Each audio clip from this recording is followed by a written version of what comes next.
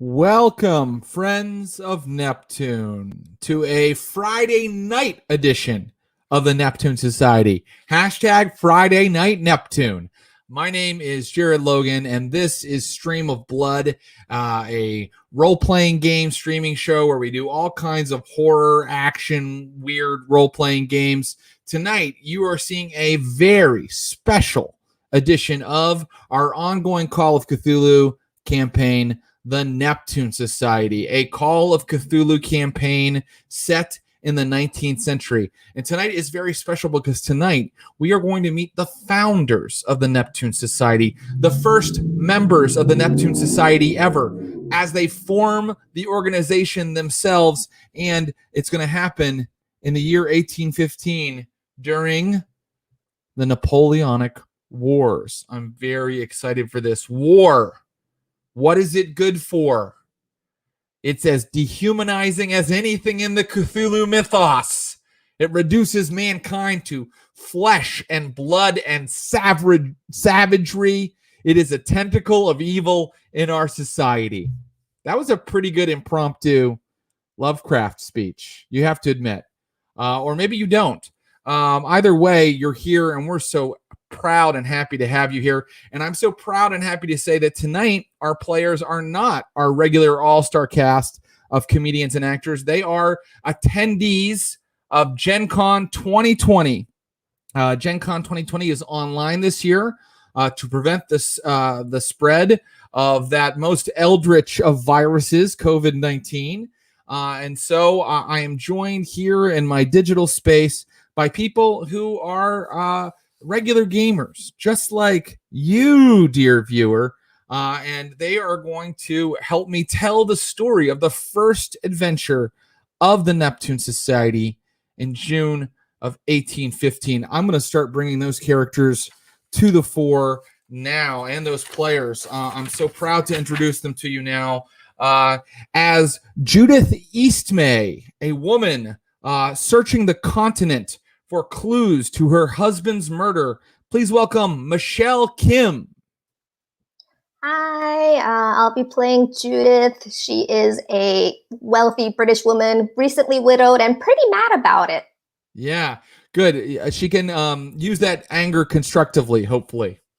As the former head of the largest arms manufacturer, or son of the head of the former arms manufacturer in England, largest arms manufacturer in England, a man who is traveling across the continent looking for clues into an organization called the Brotherhood of the Dragon that he fears is going to try to sabotage Her Majesty's forces in Europe during this war.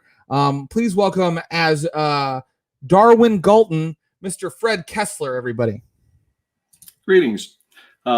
I'll be playing Darwin Galton. Darwin is the son of the head of the Galton Arms Manufacturing Organization, founded by his grandfather, Samuel Galton, the largest arms manufacturer in Europe, that shut down in 1804 due to short-sighted belief in Quakerism. Unless you're a Quaker, in which case we love you here at the Stream of Blood. Fred, thank you for explaining your character's backstory without having your tongue try to rip itself apart like mine did.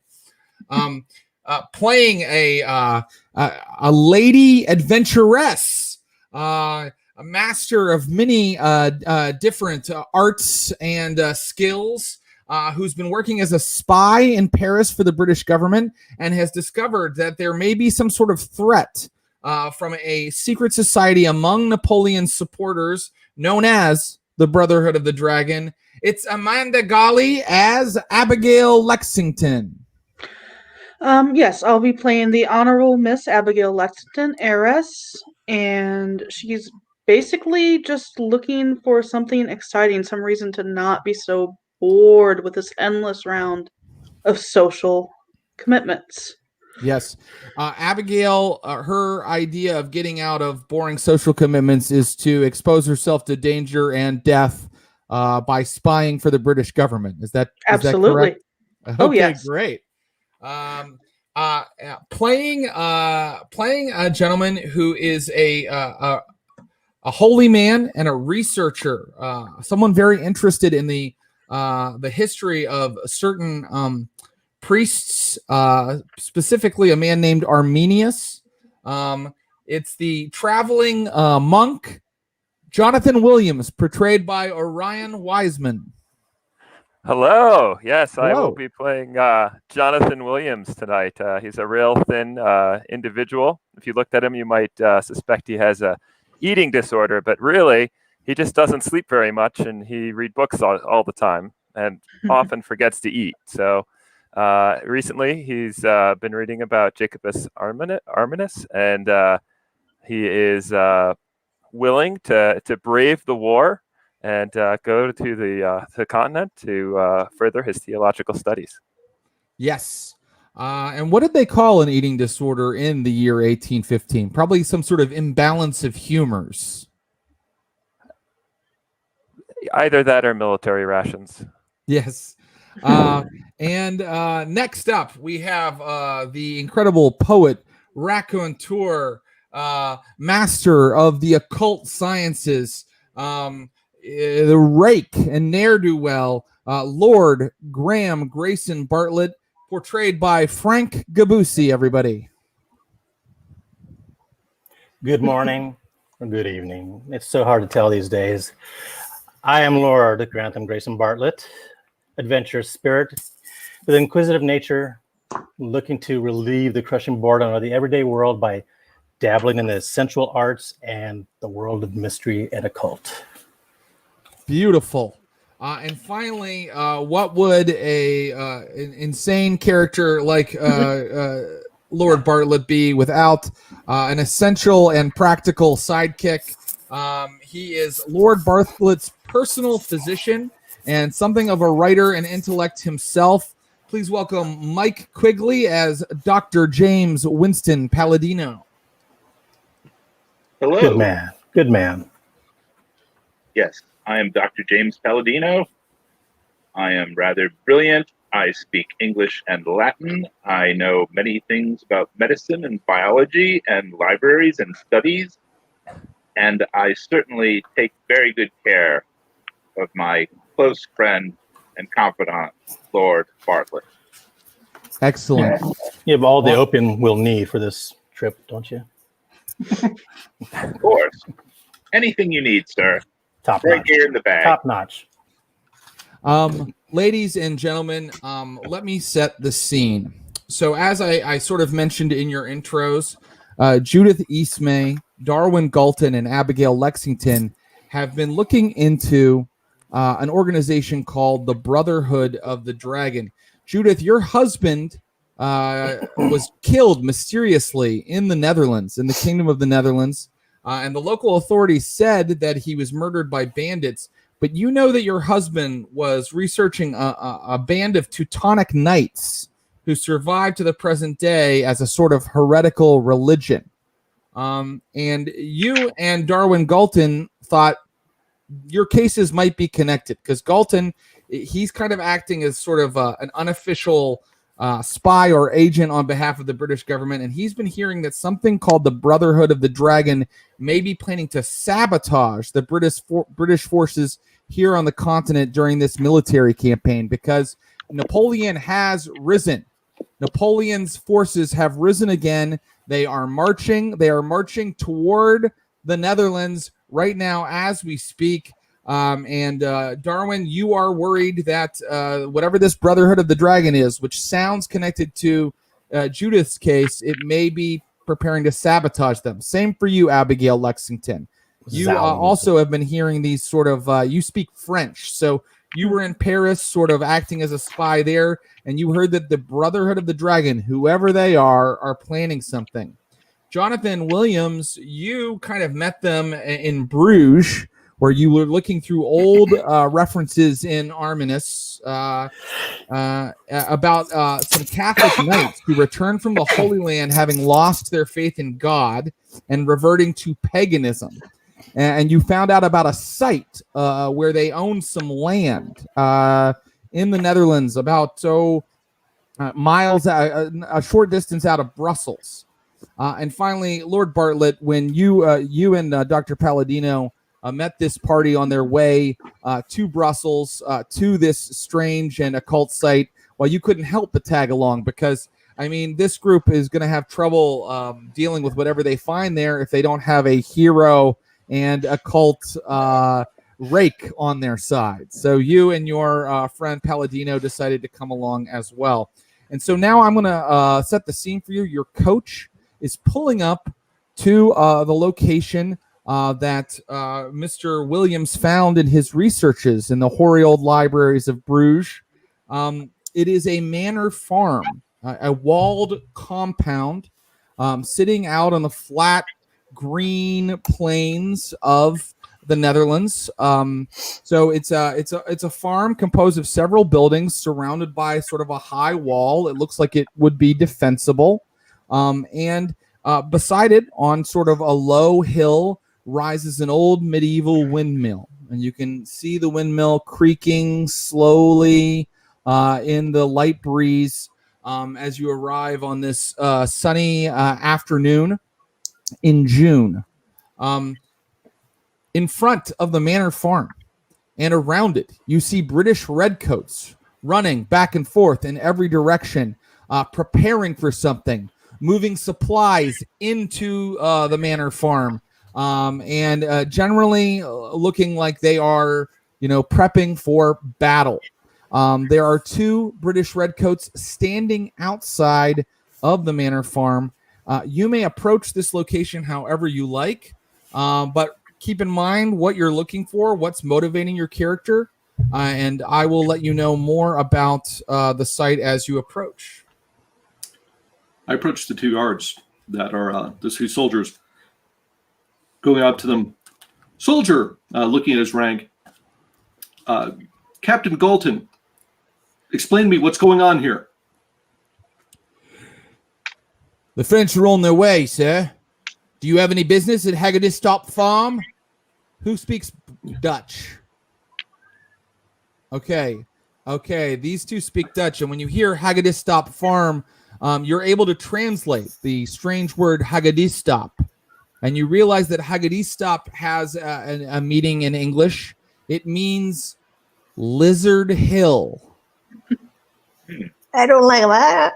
Ladies and gentlemen, tonight's installment of the Neptune Society, Napoleon and Neptune.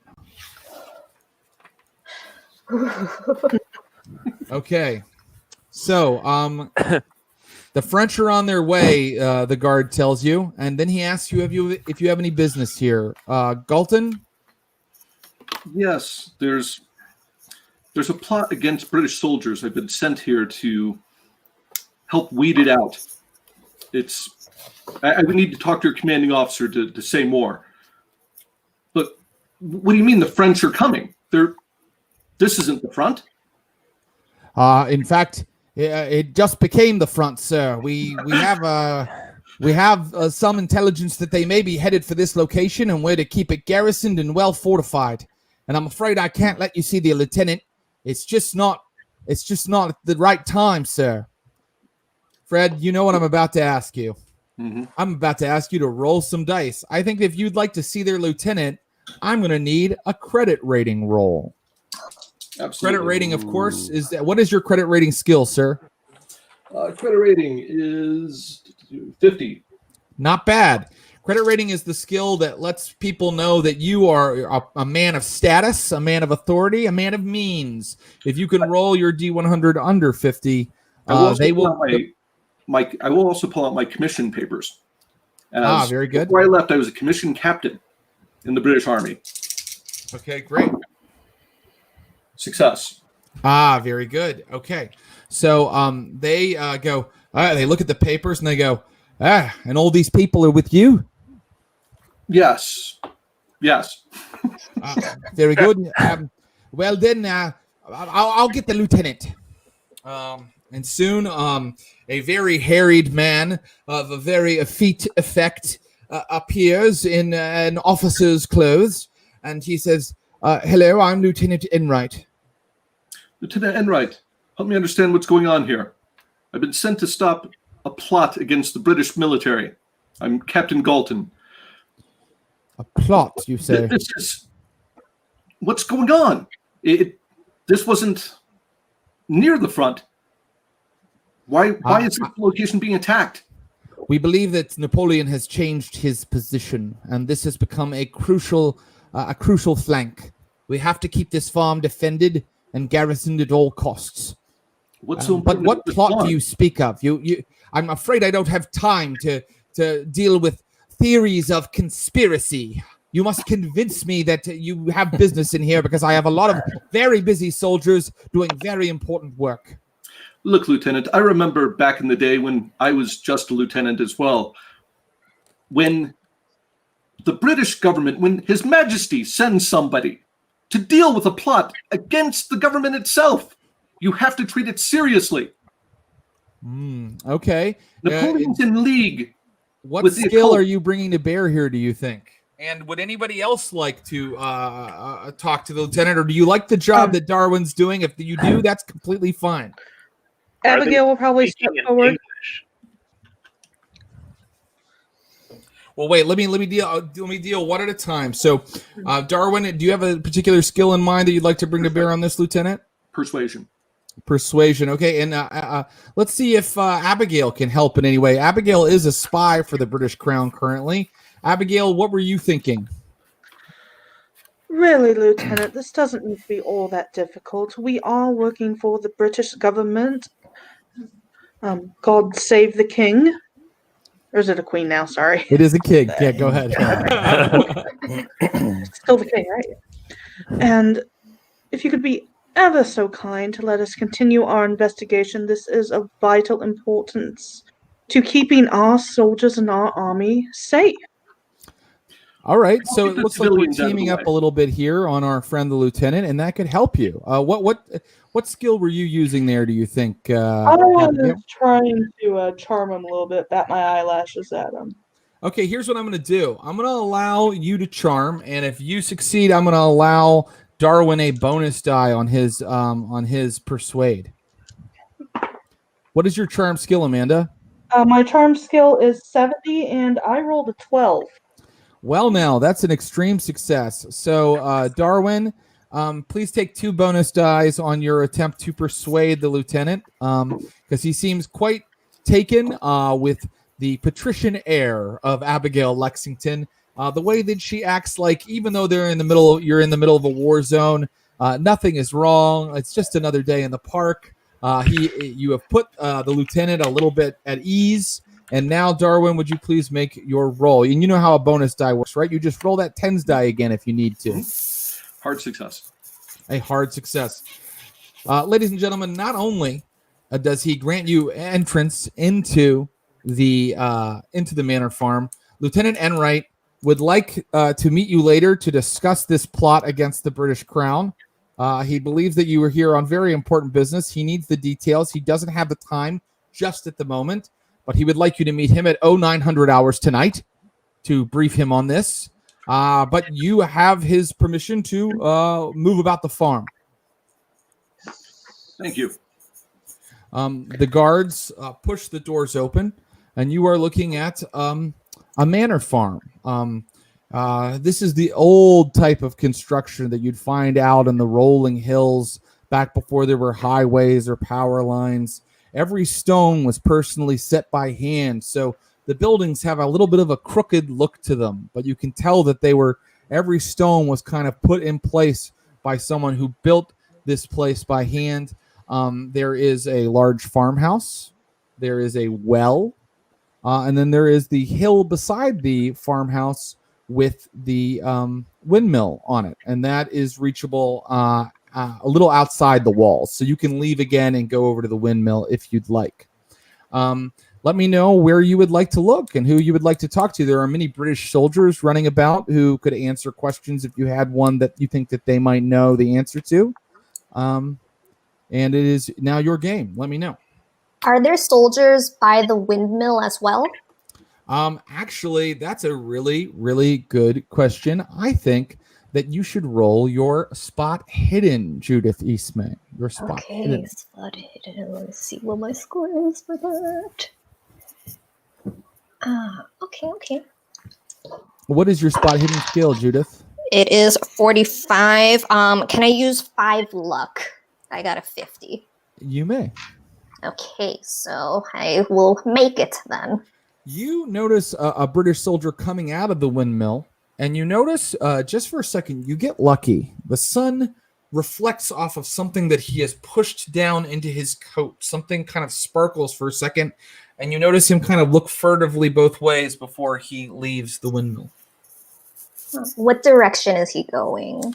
He's going around the side of the walls of the manor farm back to the front gate, actually. Okay. I'm just gonna I think Jonathan is the person I feel like would have the most knowledge about this kind of stuff. So maybe I'll like give him a tap and I'll start meandering towards the front. Towards the front gate to kind of like mingle with the soldiers that are there. Very good. Yeah, there are a few soldiers there. They do look busy. They're kind of loading in supplies or they are kind of on duty.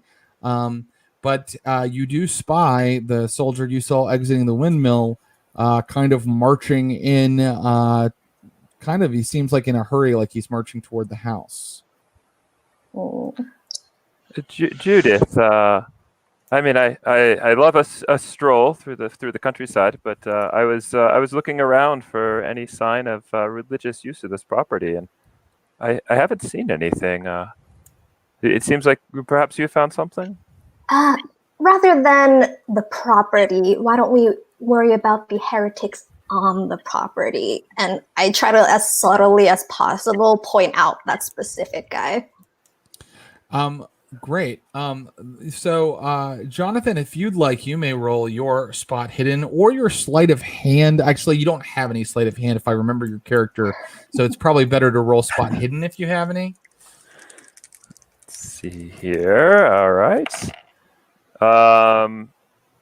Yeah, so the good news is I didn't fumble. The bad news is quite a few luck points away from seeing anything. So okay, it might not eyes. be one to spend some luck points on. So you're just kind of like, Judith, what do you want about? You know, Judith has acted very paranoid and sort of, I mean, is that fair to say, Michelle, that Judith is?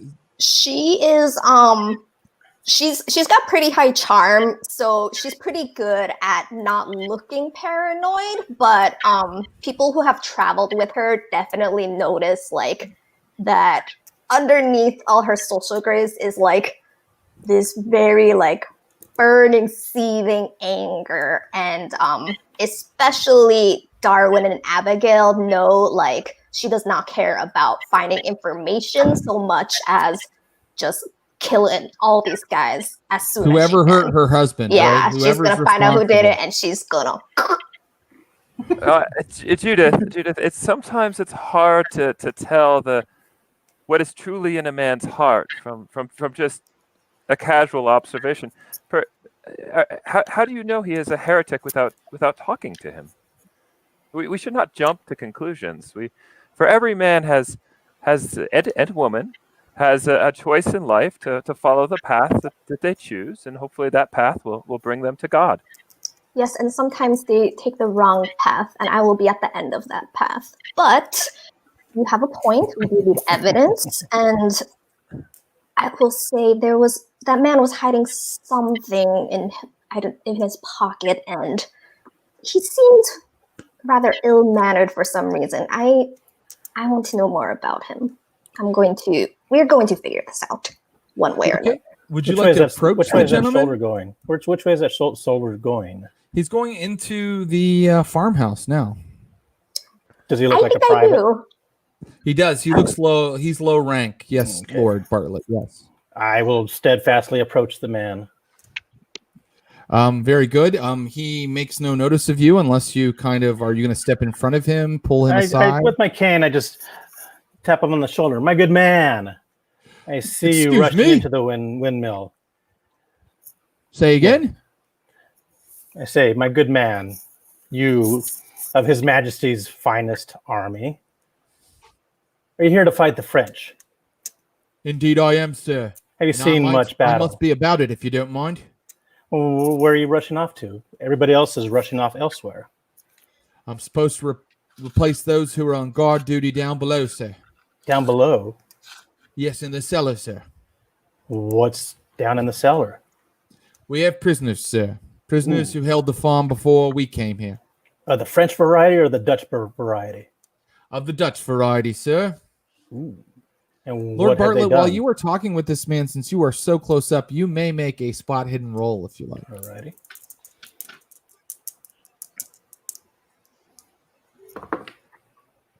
What is your skill, sir? My spot hidden is a 30, and I rolled a 16. Sir, you succeed, and you notice that there is a sort of circular kind of like something kind of that he's stuffed in his coat. There's some kind of object that he has stuffed in his coat. I say, and I tap it with my cane. What do you have there, my fine fellow? Drink, perhaps? We're all a bit parched out here. Look here, sir. You're not my commanding officer, and well, we have a very, very hard night and day ahead of us. So maybe you'd like to mind your own business, would you? And he starts to move my taxes into the house. pay for the defense of our country, our nation, our mighty, mighty nation. So, and I also say, while you fellows are doing a great job out here, I ask him his name first off. I am Lord Bartlett. May I introduce myself? A poet of renown, and perhaps someday I shall write a poem about you and your duty here and your service to our nation. Really? A poem? Yeah. Oh, yeah. The kind that gets you in the papers. Look, sir, I don't know what you're talking about. I have to go do my job. So unless Lord Bartlett would like to intimidate him into revealing it, or roll some sort of interpersonal skill, and I would rather roll charm. You may. Well, the subject I you're be talking like- to Lord Bartlett, I'd like to approach from the other side, open my jacket a little, just showing my service revolver, and stand as intimidating as I possibly can, as a captain would over a lowly private, waiting for him to turn around. Okay, In the great. background, Judith is like barreling towards this conversation. 49 under a 55. And I'm just 2 steps So it's a behind my lord. success. Okay. So, Not so engaging, you though. succeeded, Lord Bartlett.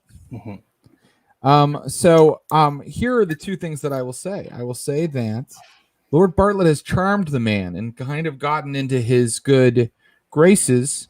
But I think that if he sees someone flashing a gun at him, he may change his mind, because flashing a gun inside of a British garrison, whether you were welcomed or not, seems maybe like it could create danger. Who pulled out a gun? Who pulled out a pistol, rather? I pulled my jacket back to reveal my service revolver. That's issued by the British military. I have a good news for you. He did not spot the gun, the man standing threateningly behind him with a gun. He did not spot that. He does feel at ease because of Lord Bartlett's social graces. And he goes, "Look, sir, if you want a tip, that windmill is filled with very, very expensive merchandise that these mad Dutchmen have been collecting for years. We're each, taking a little bit home for ourselves on the down low. And since you're here, maybe you'd find a nice crown for the missus, or a string of diamonds or something. Every box in that place is filled with something amazing."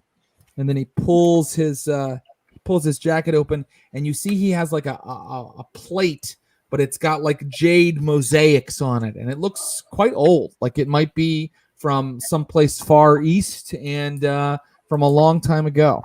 May I inspect that a little closer? I'll give it back to you. Of course you may. Yeah, you may make a history roll if you'd like. If I'm standing close and I catch sight of it, can I try to appraise Yeah, who's got some serious history? Yes, all of the party may now approach and become part of this conversation. And if anybody'd like to roll history or appraise, they are welcome to do so. Can I roll anthropology? You can roll anthropology on it, yes. Nope, I failed on my appraisal. I didn't get a good enough look at it. Doctor, I succeeded. what do you make of this? All right. Who succeeded? Okay, so Judith and Jonathan. Jonathan, you succeeded at your history. Is that correct? Yes, just a regular success. This is indeed quite a find for a British soldier to be carrying around in his jacket.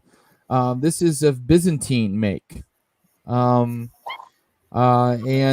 Judith, your eyes immediately go up because your anthropology roll lets you know that some of the motifs here belong to Turks that definitely were involved with the Crusades. So this strange knightly order that your husband was looking into, they apparently have artifacts stashed in this farm.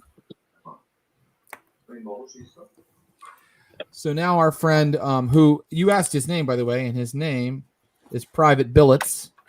Private Billets bids you good day. If there's no further reason to keep him from his watch shift, One quick question: heads into the farmhouse. Is Yes, it an sir. easy? Can we get into the windmill quite easily? Is it? Will they allow It us does in? not appear to be guarded.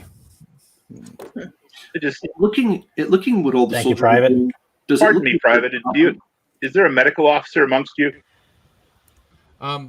Yes, Fred, I'll be right with you. I'll be right with Darwin's question. And yes, sir, Mr. Dr. Palladino, you are going to ask Private Billets that question. And he goes, yes, we've got a surgeon. That's him over there. And he Thank points you. to- As you okay. are. Okay, very good. And he heads down into the farm, into the farmhouse. Good man, that Mr. Private Galton. Billets. Mr. Galton, what is your question, sir? Does it appear like a responsible defense is being put together of this farm, or does this seem more chaotic, as if being managed by somebody who really didn't know what they're doing? Yeah, that's a great question. How would we determine that? I would like for you to make, for you, just a regular intelligence roll.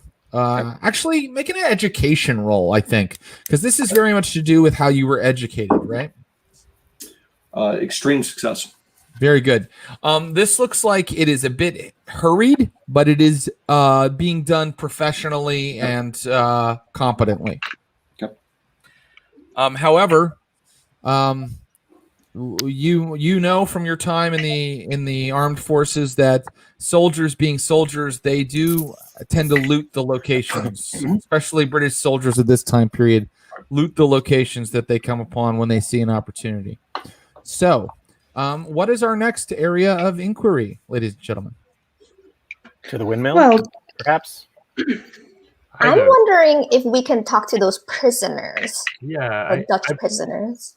I would think we should maybe minister to the prisoners.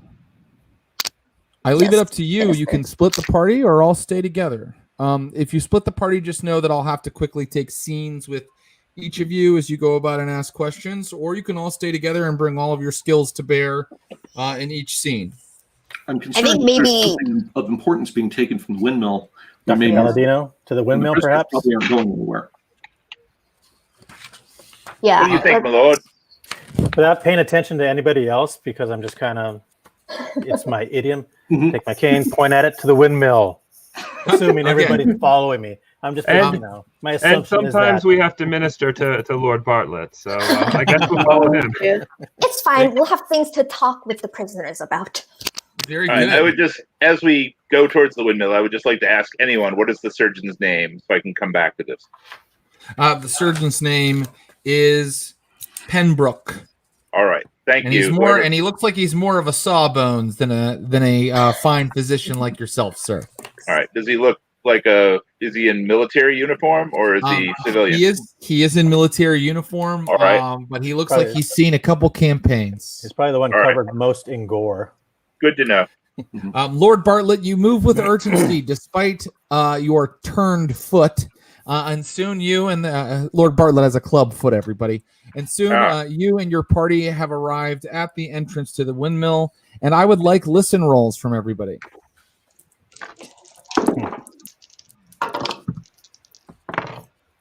Nope. Can I? I hear the sounds of men rushing about and nature. That's it. I succeed. Succeed. Judith and Dr. Palladino, you hear that there are people inside rummaging about and talking to each other in Cockney accents. You can't quite make out what they're saying, but like they seem like they're like laughing. All right, there's a few people inside. Let's not startle them. I start like slowly reaching into my Spencer, which is like an old timey little crop bolero kind of thing that ladies wore. They're like super puffy, but like hidden inside it, I have a little holster with a pistol. I'm like starting to reach in, and I like take my hand back Is out. the door open or closed to the The window? door is currently closed, and someone may open it if they like. I just tapping it with the head of my Right, no. cane. Bap, bap, bap, bap. Yes. And now you no all need hear for the that, voices Judith. go. We're friendly. They're friendly. Yeah, you hear the voices go. Hey, shh, shh, Open up in the name of His Majesty. Oh my God. It's the peelers. Finally, a door comes open, and you see a young private standing there, and he's like, "Can I help you, sir?" Oh, we were clued into that this might be a good place to help ourselves to some souvenirs. Of Introduce our yourself. campaign. And the lieutenant needs you at your posts, soldiers. Oh, that sounds like a What he fast said. talk, Mr. Galton. Would you please roll your fast talk? Lord Bartlett, they seemed interested when you talked about souvenirs. They seemed like an eyebrow went up. And then they were told that they are needed at their posts. Let's see if they believe it. What's your fast talk skill, Galton? I spend 7 luck points and get a success. Very good. They go. They look at all of you and they wink and they go, "Our posts, yes, sir." And then they run out toward the farmhouse. And now you are looking into the farmhouse, and it is no longer manned by soldiers. The 2 soldiers were the only 2 in there. And you are looking at a pile of crates. The redcoats have been popping open crates. And inside the crates, I mean, it looks like the Cave of Wonders. There's a clay pot that's been broken open with a couple gold coins left inside, terracotta figurines, a bronze caduceus. But the centerpiece, and the thing that none of them have been able to move, is a huge statue of a man being ripped apart by serpents that looks to be of Roman construction. If anybody would like to, they may use their skills to identify or learn more about these artifacts. I'll make a history roll. I'll do anthropology. I have art or archaeology. What the hell are the bloody Dutch doing with these artifacts? These are Dutch Hard farmers. success. A hard success. And what were you rolling, Judith? Anthropology. Okay. So I can only tell you that the newest artifacts in this lot appear to date from the medieval era. That's the newest ones, but some are all the way back from antiquity. Okay, so that's the dating on it. Who else made a success? I rolled a success on appraisal. Appraisal. This is a priceless collection. If museums were a thing in the year 1815, and they're not, you might think that this should all go, and this could fill a museum. And whoever said, "What are Dutch farmers doing with this stuff?"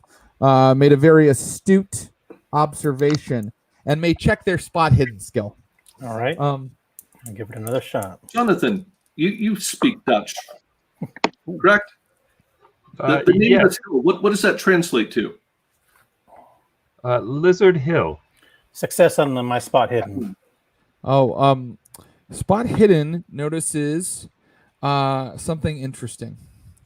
You notice, Lord Bartlett, that almost everything in this collection is related to serpents or snake gods or lizards of some sort. Apep, Set, Glycon, serpent seals with serpents engraved on them.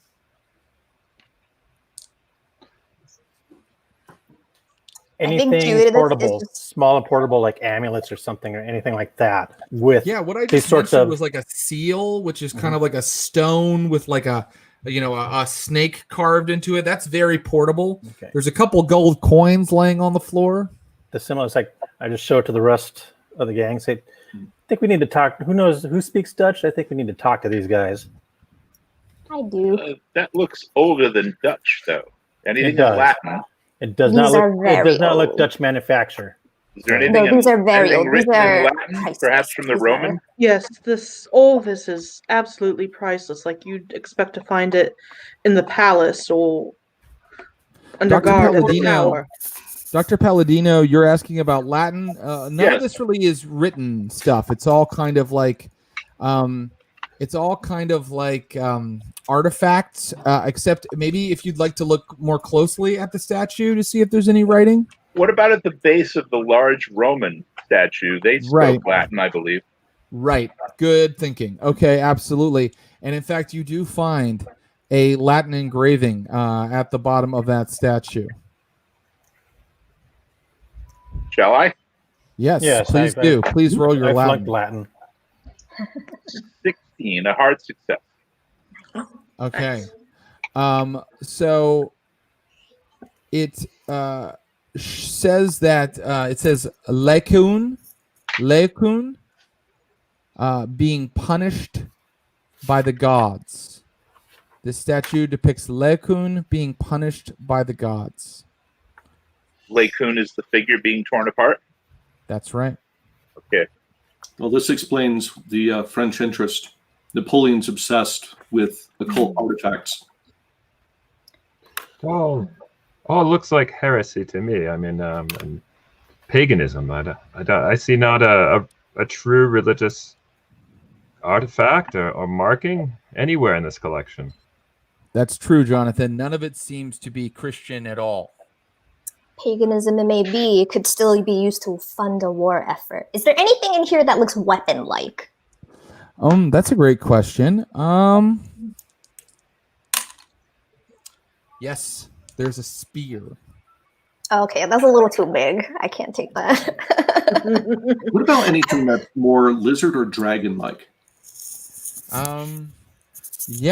Actually, wait. I think Judith's just looking at researching the everything, Brotherhood thinking of about how her Dragon. husband would have Would you loved like all to that take the junk. time to do a thorough search? Like a very thorough search? We haven't Also- found anything that's like a clue, so maybe. Also, these were crated up, correct? Yeah, a lot of them are popped open now, of course. But they had to come from somewhere. Are the crates marked, or perhaps paperwork, even somewhere that might say where they came from and to whom? Invoice, manifest. Manifest. You don't see anything that's evident right in front of you. You know, this old windmill has like kind of straw on the floor. The old creaking like wooden cogs turn slowly overhead. There's a lot of dust in here. The crates themselves look dusty, but if you would like to stay in here a little longer and make a very thorough search, I will allow it. Dragons Do we have the are- time, or should we go and talk I- to some Dutchmen? We should Seems speak like to those Good prisoners. to do this in the daylight. With the party. Dragons are often called worms. hmm So Are there dragons here? there's There are Snakes. dragon. Yeah, there is dragon iconography in some of the artifacts. Yes. All right. Anything else I can pick up in Latin? Maybe off the shield or anything else?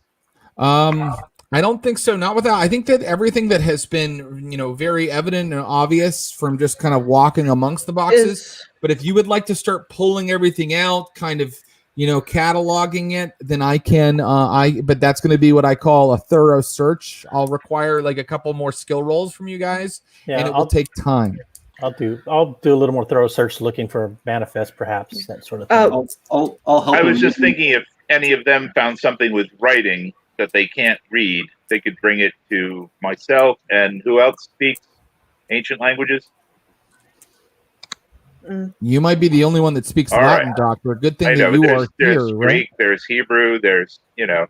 the good Reverend have any skills in this area? Oh, Bartlett, you speak Greek, my friend. I believe you speak Greek. There we go. Would everybody? We've agreed to a thorough search here. So I thought it was just normal Greek and not Attic Greek, so I wasn't sure. Oh well, it's a good point that those are different, but I would say that I would allow some intelligibility to transfer between the two. And of course, Lord Bartlett, if he was a poet at the time of the turn of the 19th century, he is a classicist, so he most likely does speak the old form. Would everybody like to make this thorough search that takes a little while? Okay, here we go. It sounds like people are committed. If you are not, stop me. And then we could have tea. You may make a spot hidden. You may make a spot hidden, or you may make a straight intelligence roll. If you are making the spot hidden, you're the one searching through the boxes and finding things. If you make the intelligence roll, you're just kind of like trying to make sense of it, catalog it, put it together. I just had a question. What kind of floor is in this windmill? Is it dirt? Is it stone? Is it wood? It is a stone floor. Okay. I made a hard success on my intelligence check. Okay. Hard success, spot hidden. Okay. Extreme on intelligence.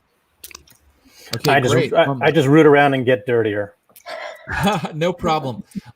Okay, so a couple things. I made evident. a success on spot hidden. Very good. A couple things become evident, and I'm going to let you know what they are. That these boxes have been in here a very, very long time. That some of the packing materials that were used in them were actually like old clover and like things that people used to transport items during the medieval era. And so these things have been in here a very, very long time, packed tightly for a very long time. You also find, you were looking for weapons. You find weird kind of curved, like Cree type daggers. There's enough for all of you. If you'd each like one, just add it to your inventory. They're beautifully crafted and they look like they come from somewhere in the Far East. And you find a tapestry. Unrolling it in this space takes several of you. And I will let you know that as you unroll it, the light from the cracks in the door is failing. You guys have been in here a long time. And so you unroll this tapestry. And the tapestry, carefully folded in an old crate, depicts a band of knights bringing back treasures from the Holy Land. And their shields bear a dragon motif. Suddenly, the door opens, and standing there in the waning light is Lieutenant Enright. I say, what's the meaning of this? It's as we suspected, Lieutenant. The group that is trying to subvert the British military, they're in order that is associated with their names associated with dragons. It looks like they're looking to pillage this place to fund efforts against us. Do you know? It looks to me like you've been pillaging this place. This is all property of the British Crown. I agree. So the question is, has any of it left here yet? Has anyone stolen anything from here? That could be our suspects. Or transported. You tell me. Turn out your pockets, all of you. And you see that two more British soldiers are coming in behind him, and they have their muskets ready. Absolutely. Yeah. I offered to show him the inventory list I've been making and where each piece origined from and what language and so on and so on. Just say it's just some bookkeeping. I shake my head. I'm sorry, Lieutenant. That's pretty good, Mike. That's pretty good. Could Dr. Palladino make a persuade roll, perhaps, as he does that? Wait.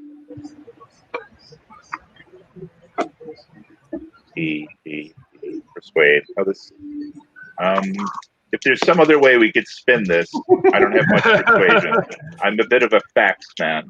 My good man. Well, I think that your list is going to help, sir. I think that your fail list is going to help. Very bad. on persuading would you anybody. like to push the roll? Push the roll. What does that do? You will roll again. You will tell me how you are trying harder. What tactic you're bringing bear to get him to believe you. And then if you succeed, great.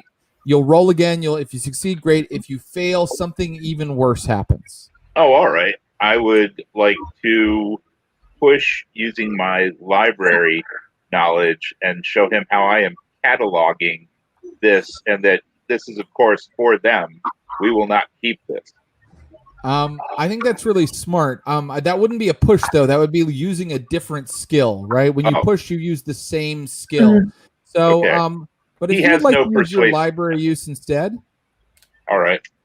I'm going to allow it. But here's the deal. He's quickly losing patience, guys. So this library use roll is important. You're going to show him your very intricate cataloging system, and let's see if it makes an impression on him. What's your library use skill, sir? It's 50. And what did you roll, sir? 50. Wow. So we start to go into Dewey Decimal, and I'm like, and then his eyes glaze over, and I'm like, well, no, just by countries and cultures. See? 1, 2, 3. Yes. Well, Impressive few with enough some of my Latin there, men Doctor. can read, let alone identify art objects. I appreciate your work in this matter, and I apologize for accusing you. Come with me to the farmhouse, and we can discuss this plot against my men. Certainly. Speaking of the plot, good sir, would we perchance be able to speak with these Dutch prisoners that we've heard of?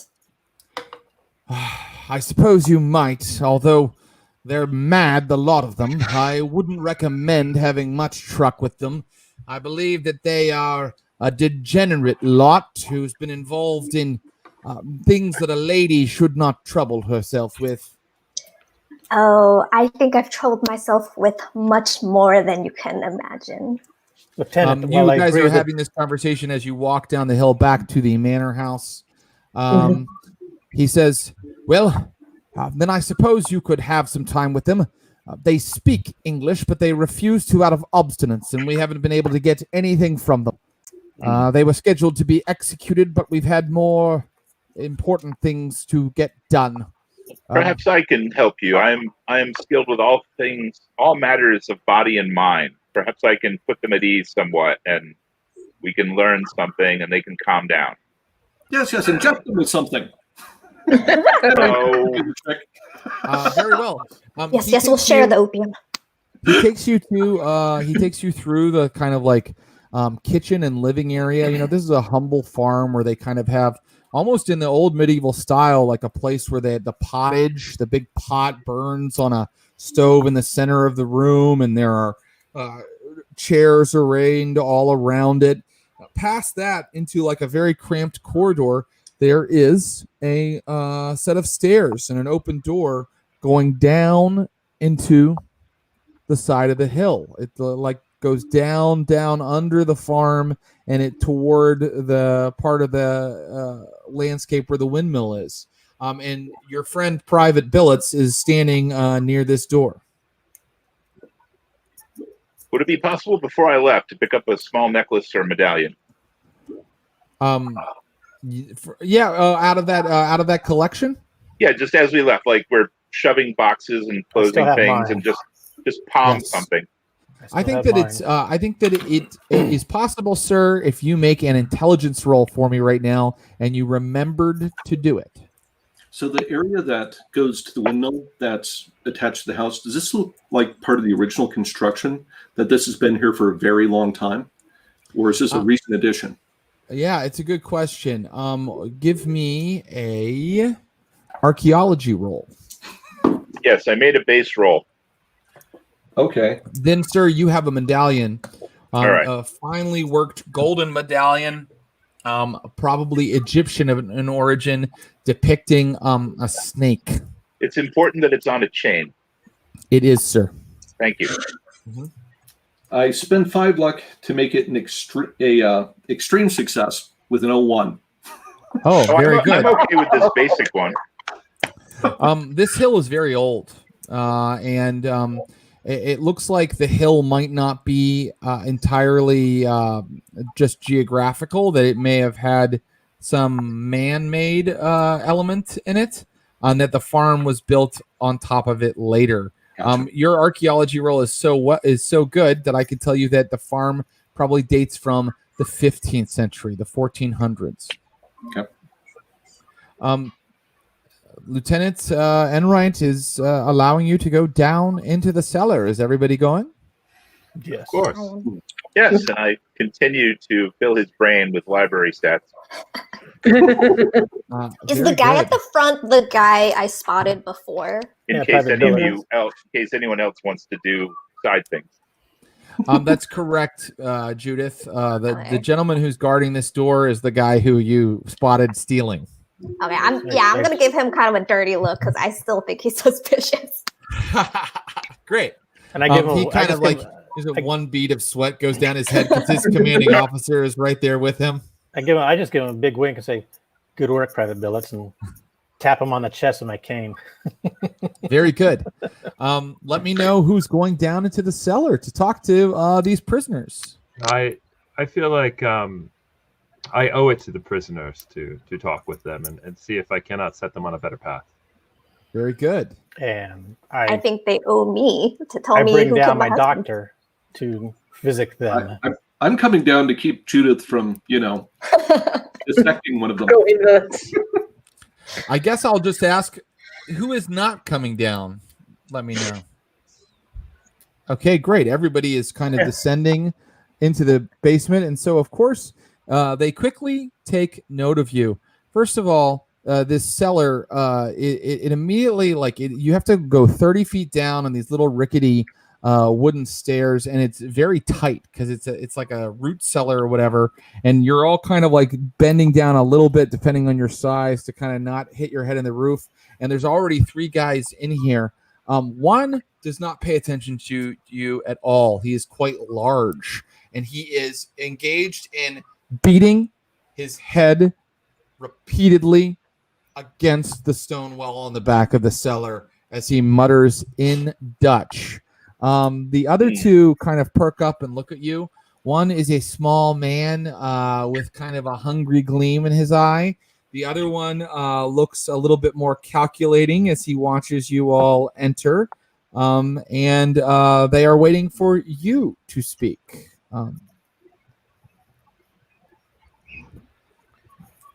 Do the Dutch speakers know what the guy is saying that's making a signal? Yeah, to the wall? can we tell what he's muttering? Oh, very good. I need a listen roll and then a Dutch roll. Oh boy. Listen. Yes, I got a hard success on Oh, very listen good. On your listen? Yeah, and then translate what he's saying from Dutch. Dutch. And yes, I got a success on Dutch as well. He's muttering over and over, "Forgive me, great dragon. Forgive me, great dragon. Forgive me, don't love great that. dragon." And there is a bloody splotch on the wall from where he repeatedly bashes his head against the wall.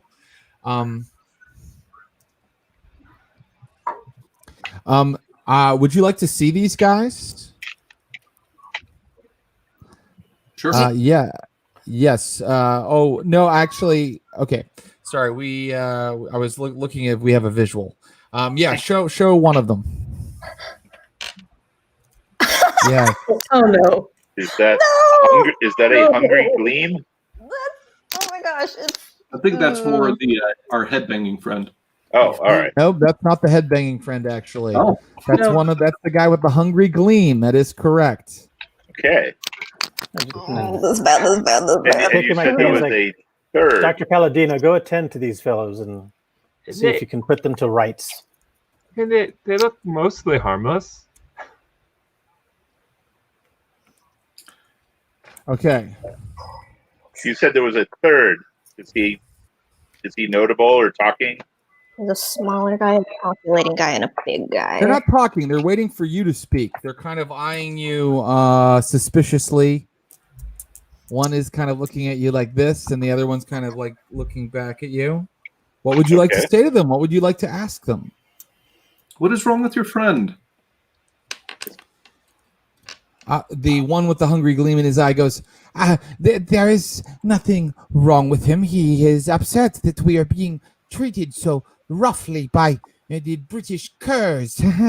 And then his friend, the one who looks a little bit more antagonistic, kind of gives him an angry look, and he quiets down again. Ah, So in Dutch, I want to say to them, you find yourselves in a tough place. Have you tried prayer? You know, if you have faith, you can receive forgiveness, even if your time here may be limited. Would you like to pray? That is a very interesting question, Jonathan. I think that And I'll try a Jonathan- little bit of charm here. Oh, you're trying some charm? Okay, Jonathan, give me your charm roll. Well, I want to try to open them up here, and I will spend 6 luck for a success. Okay. Not every interpersonal skill works the way that we would like, right? We can try charm, but charm may not work. The one who's been quiet so far moves into the light, and you can see now that he has tentacles growing like out of his face. What? And the one that's been hitting his head is on the right there. And he says to you, "Pray. All we do is pray, young man. You know nothing of devotion. You knew nothing of prayer. oh boy. We wait. We wait and we pray, and soon. Soon what, little man? Was this in Dutch or English? I think that we're going to say that it was partially in both, so that you can all, kind of make out what he's getting at. I think you very clearly got the emotional truth of it. To the one that just spoke to us, I take my cane and I poke him in the chest. I say there, my good man, that is the worst case of the French pox I've ever seen. My doctor can fix you right up if you tell me more about this. And I hold up that medallion that I had. Sir, that is that's an interesting tactic. I like it, actually. What I would like for you to do is show that you have knowledge of the thing you're holding up to him. And to do that, I would like for you to roll your occult skill. What is your occult skill? 75. Hey, that's pretty good, right? That's going to be a double handshake. 45. That's a success. And so I want you to talk to him about how he serves the serpent. Ask him your question, but kind of frame it in a way that, like, we see that you serve the serpent. You know what I mean? Like, kind of mention that, and then he will answer you. Did I recognize what ancient culture this particular This is serpent was from?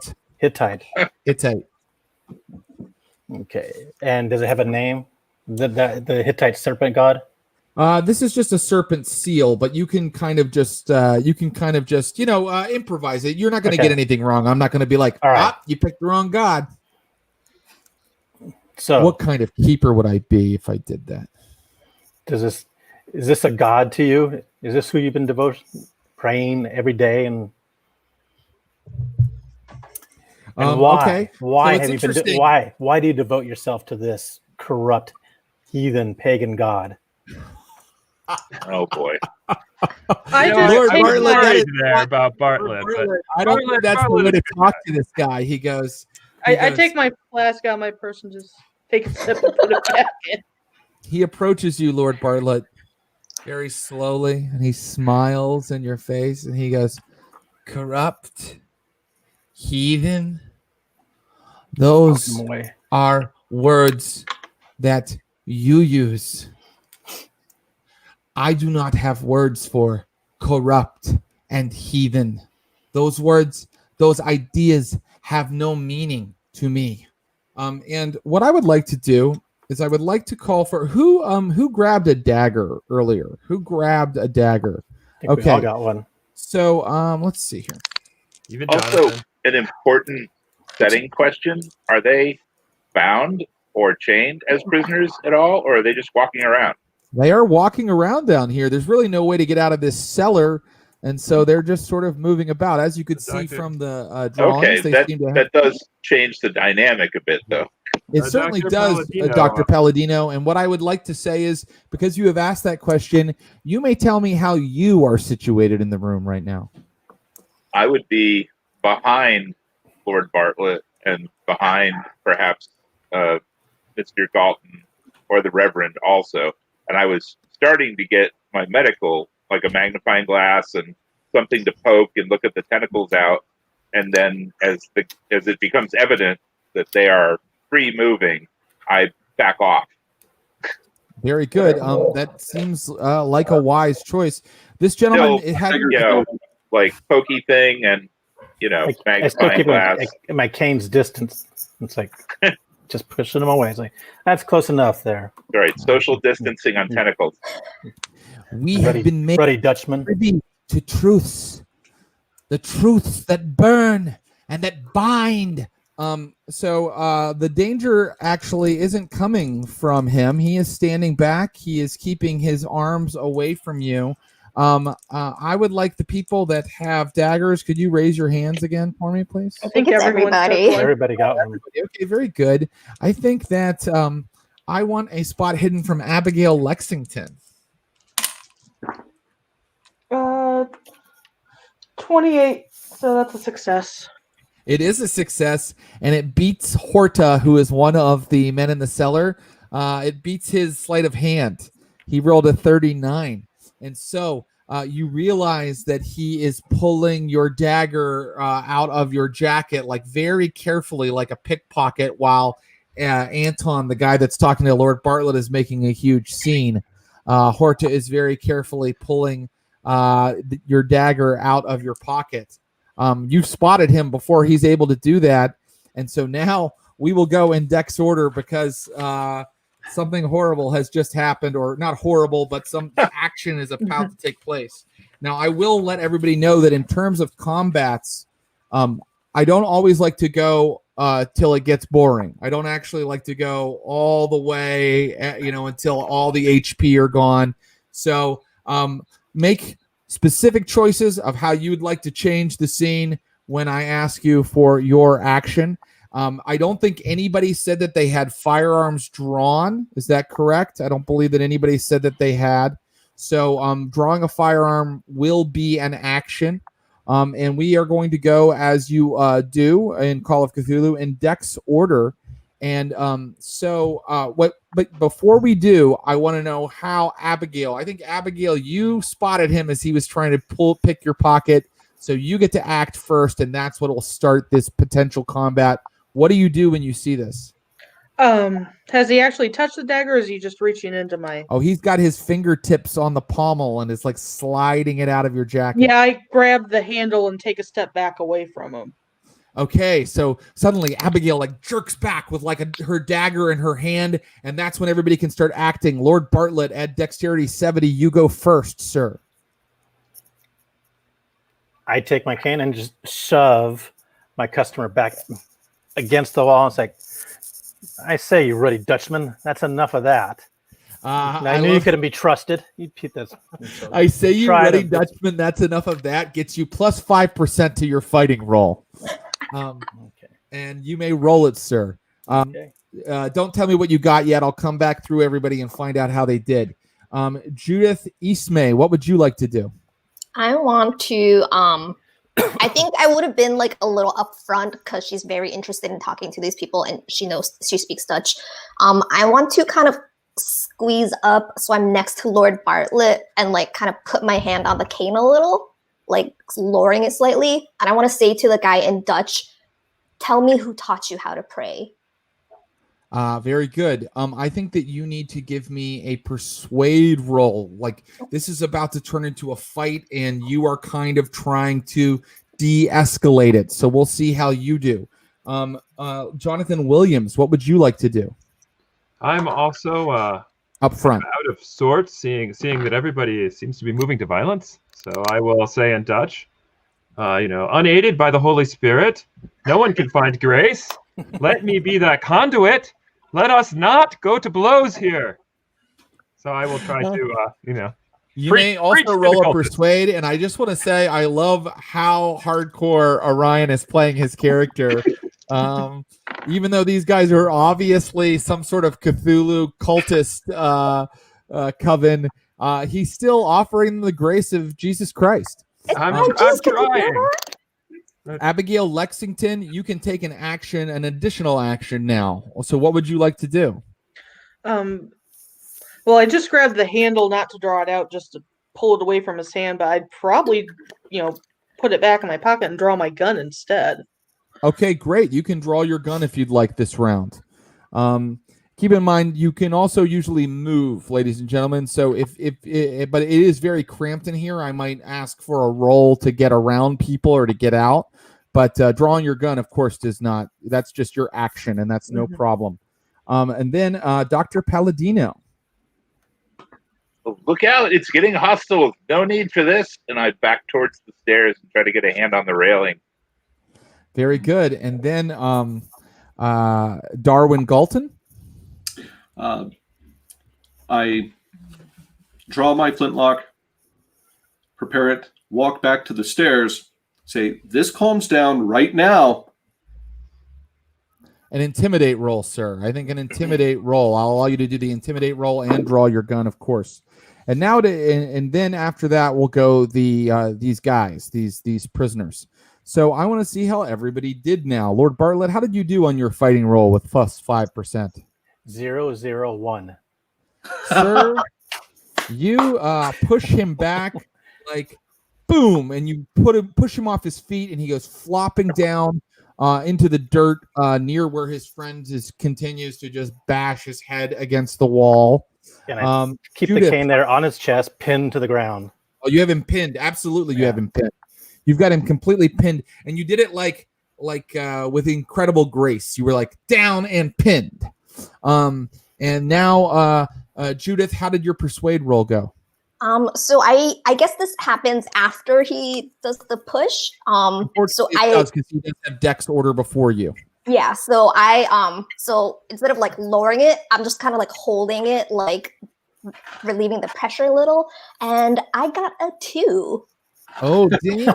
Wow. Okay, so I'm going to say, our players all still have free reign to do whatever they like. I don't like to make PvP happen where her persuade makes you do an action, but I will say that if anybody would like to take back their action of like pulling a gun or something, they may now do it when I come to them, okay?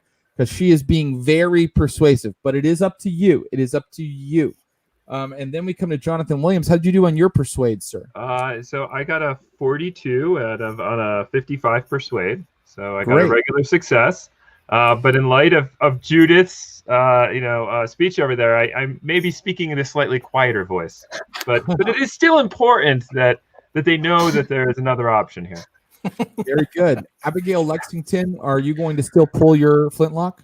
I probably would have reached toward it and then pulled my hand away a little, but still kind of ready just in case he makes another move toward me. Very good. That's smart. You're ready, and you're ready for like a fast draw. I hear you. And Dr. Palladino. I missed my roll. I think I ended up under the stairs, not where I wanted to be. Oh, you did? Yeah. Under the stairs, actually.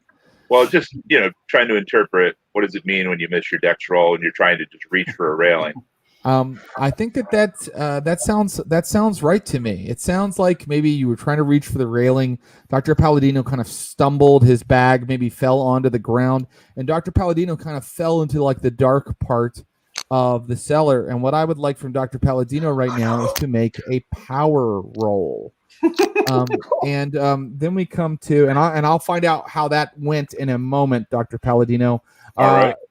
Mr. Galton, do you continue to pull your gun, or do you kind of listen to the cooler head of Judith? Since you have to prep a flintlock, I'll leave it prepped, but have my hand in my jacket without pulling it. And obviously, my friend, the doctor's fallen. I'm going to be helping him up and see what seems to have See him. what he is seeing, right? Okay, great. Once you reach down to help him as an alternate action, you may also make a POW roll.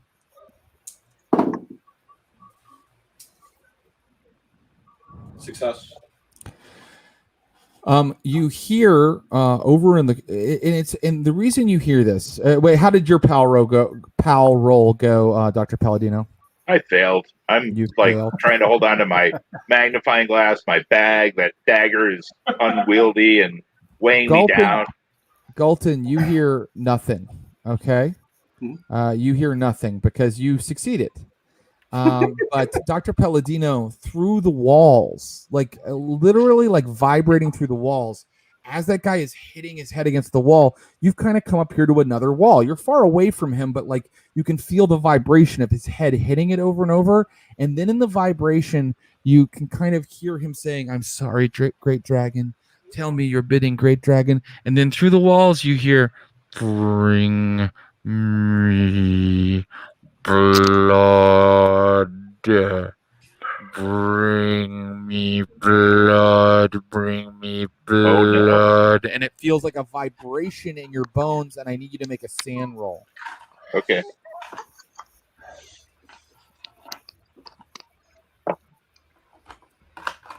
No. Sir, you only lose one sand from that because it's just hearing a voice for a moment. Perhaps it was a feverish hallucination, an auditory spell came over you. But you do hear something responding to the mad Dutchman who's bashing his head against the wall. And now I will end this tense scene because it looks like everybody has de-escalated. And the Dutchman who was grabbing at your dagger, Abigail, moves back with his hands up. And the other one who was like pushed to the floor and is pinned by Lord Bartlett looks up at you with a sneer on his face.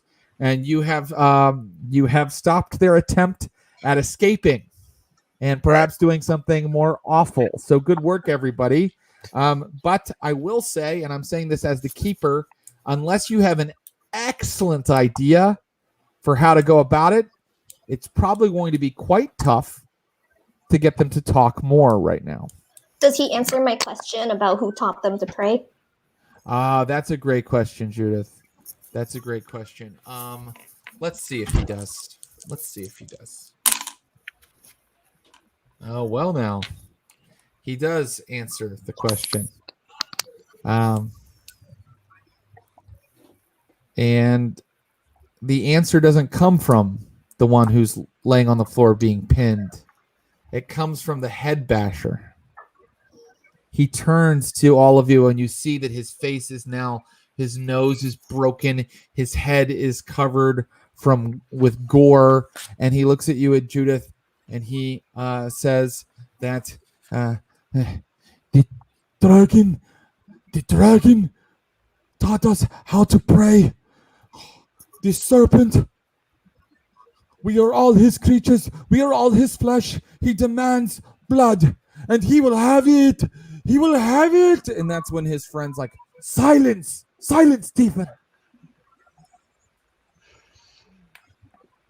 I'm going to try to talk to that guy. Well, it's going to be tough to talk to him now. There's been an attempt. Then there was almost a fight and some gunplay. So unless someone has a completely new tactic for interacting with these guys, I think that the British soldiers, Private Billets up above, is like, "I'm being told to pull you out of there, ladies and gentlemen."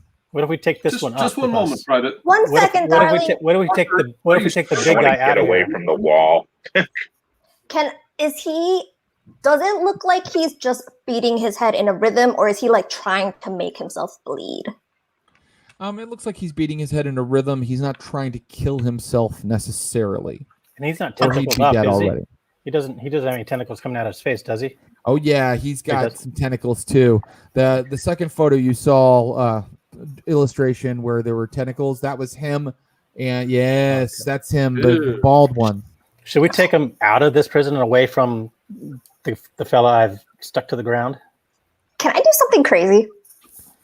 Oh well, I have a couple suggestions right now. Was it Lord Bartlett? Were you saying should we take him out of here? Yeah, away from somebody who presumes to be his superior. Right, Perhaps- and then Perhaps I and could Judith, employ what- psychology. interesting. Judith, what were you going to just offer? I wanted to take my knife out and cut my hand and show it to him. 'Cause Okay, ladies and blood. gentlemen, characters are able to do what they'd like to do. I'm going to go with first suggestion first. So, Lord Bartlett and Dr. Palladino, if you were going to get the big guy out of the room, you may do that with the assistance of Private Billets. Would you like Right. to do that? Yes, but before I do that, I crouch down over the fella I've stuck to the ground and just say, "You, sir, are a poor sport, and I expect nothing better than a Dutchman." And I apologize to any Dutchman watching this. Right. I'm I sure they're will- taking it in I good will humor. gather my stuff and lead the way up the stairs.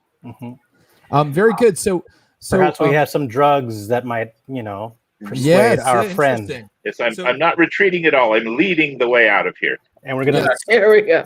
All right, so Very good. Private Billets assists you, and you start to take Tiefin, who is the big guy who's been bashing his head up out of there. And unfortunately, the other two who are unarmed, thanks to Abigail's quick wit, are not stopping you. But now I must ask, Judith, are you going to do the crazy action you mentioned earlier? So I wanted to do it in front of the head bashing guy. He's like- still here. He's kind of Okay. going up the stairs. you can Okay, do 'em up, you can do it I up there guess- when we interrogate him. Yeah, if we're going to a secondary location, I think I'll do it there. But I am gonna do it. Okay. Soon he is sitting in the study with you, Lieutenant Enright. Private Billets have locked the heavy door to the cellar, and so Enright is like, "Now, tell me what this is all about. That prisoner belongs below. Why do we have him up here?" Dr. Is Palladino? there- Is the prisoner in the room with us? Yes. He is. You've brought him up to the study. The study has a roaring fire. It has a large desk. It's got a bookcase, and it's got ample seating for, say, a family or the three psychopaths that have apparently lived here for a while. And in it is standing your party. Is standing in the study. Tiefin, the former prisoner that you've brought upstairs, is sitting on like the large divan, and Dr. Palladino, the laudanum, if you please. Yes, I just thought we should answer the captain, but perhaps not in front of everyone. Let's just proceed about our business, and he can watch along and be mystified by this spectacle. I'd like to be there as well. I will lean over to Captain Enright and say, "Captain, haven't you noticed they're not well? Let the doctor do his business, lest we all become infected." these men killed 6 good British soldiers before we were able to take the farm from them, and they did it with skullduggery and underhanded cunning. They Yes, we didn't understand. fight like They're men. Dutch. Once we get the information from them, happily hang them. Fire. In fact, they don't deserve hanging. They deserve a firing squad. I completely agree with you, but we get the information from him first. Seems a waste of bullets. Yeah, firing squad, it is a soldier's death. Hang them or guillotine them. But that's a French death. If they Very die, well. we will learn less. But I right have to now, for prepare right now, battle. The French will be here in the morning. Let me Ah. know what you find out. Lieutenant, give us some All right. time and let my doctor do what he can do. So cursory Palladino, physical make a- examination. yes, Palladino, you can make an examination, and you can also give him truth, things that might make him inclined to tell the truth, right, or to laudanum. talk, right? Lot So Sure. what are you trying first, Dr. Palladino? First physical examination. Great. Dr. Palladino, give me a medicine roll. All right. Success. These grotesque malformations are like nothing you've ever seen before in the medical texts. Right. But you guess that it could be. Are they parasitic, perhaps? No, sir. They look to be genetic. They're not another organism. They're coming from the person. They are growths. Very disturbing. I explained to the others. Wait. Are you Hmm. saying this is not Looking at all a of you. normal affliction? No. Perhaps there's- it's in. Yeah. Perhaps it's inbreeding. I agree. Or It's like I would have put it perhaps- past. I would have put it past these people. crossbreeding. Dr. I'm Palladino, taking off my gloves. would you like to apply the laudanum as Lord Bartlett has instructed? Yes. Very good. Give me one more medicine roll for that. And Judith, let me know when you, if you, and when you are, using your tactic. Okay. I think I'll wait for 03. him to be drugged. 03. Extreme success. Oh, very good. This guy is now smiling Okay. and looking at all of you. You see the blood is still dripping down his face. He's like, And I wanted to try to calm him using the medallion. Just simple, focused hypnosis.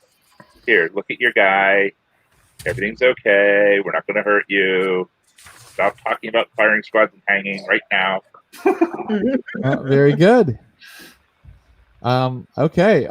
You have him sedated, but he is not unconscious. He seems to be in like a bit of a calm trance.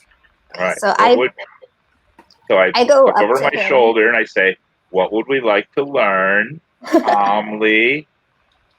I go up and I've taken off my little gloves, and on my one hand I have 2 rings, mine and my dearly beloved Alexander's, and I'm gonna take those both off, put them in my little purse. I take out the knife and I just cut my hand, the back of my hand, because that seems more sanitary, and I show it to him.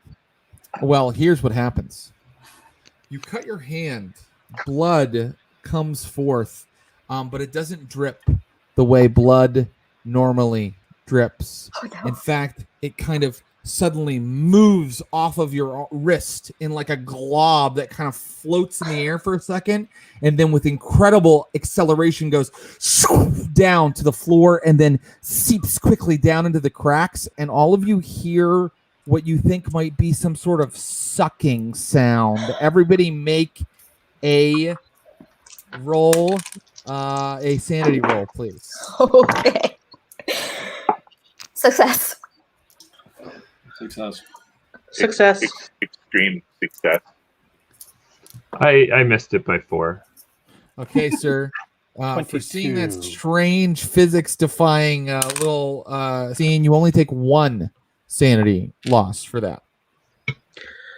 Let's And not. that's when Tiefin grabs you by the wrist. Even though he's been sedated, he grabs you by the wrist, Judith, and he goes, You've heard his voice as well.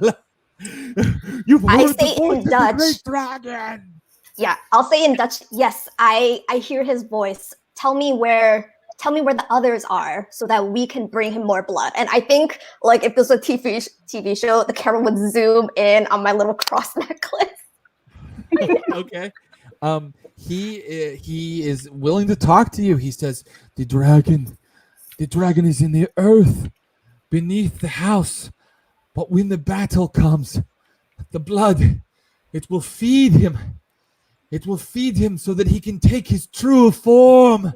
Yes, but where are the ones? Rise. Yes, but where are the ones preparing the meal? Where are the ones preparing for battle? I mean, The soldiers. There's going to be a battle tomorrow morning that will feed whatever this is. Yes. But where are these knights? Where are these knights who have prepared for this, who have laid down the foundations, who have brought these heathens here and killed my husband? Yes, Anton said the ones in the well. They're the ones who formed the foundation. Yes, the ones in the well. They served a great purpose. Yes. Thank you. Is that who you speak of? Yes, I don't. Thank you so much. I'm gonna go to Dr. Palladino, like just shove my hand in his face for him to fix up. We need to focus on this afflicted prisoner right now, but here's some thoughts. Are the I just ones in walk the- right out. Are the ones in the well still there? Can we learn from them? I think you could learn from them. Yes. And I express thanks. Thank you, Tiefin. You are telling us so much. How can we learn more? Do any of these books in here tell us more? Oh, yes, of course. Of course. Would you like to show us anything? That's smart. Wow. Hey, what a great way to just skip over a library use roll, Mike. But very well done. He's Tiefin alive. kind of wanders over to the bookcase and he pulls out a large, ancient, leather-bound volume. And Here, let someone else help you that can lift that. I can't. He places it on the table in front of you. And this book explains about the original Crusaders. I know that you are true believers. She gave her blood to the dragon, so Yes, we are very interested. We're Please believers. tell us. well, then you will want to learn the truths. You will want to read the revelation of the dragon. What The book language? says- Open you. the cover. What's Or look at on the the cover. cover? What is Yeah. the cover? This has nothing on the cover, but it's of an old, very worn and ancient leather. That's why a library use would have been necessary if you hadn't just laudanum mind-controlled old Tiefin into getting it for you, because you might have missed it. But if you'd like to open it, I can tell you more. Judith is on her way outside. Is it dark out at this point? Oh, yes, it's full dark. Okay, Full yeah, she dark. realizes this is a bad idea and she turns back. I shall poke open the book because I must know more. Lord Bartlett, you can begin skimming the thrilled. book. Like, it is a beautifully illuminated medieval text. Probably Jonathan, no roll necessary. Are you looking as well?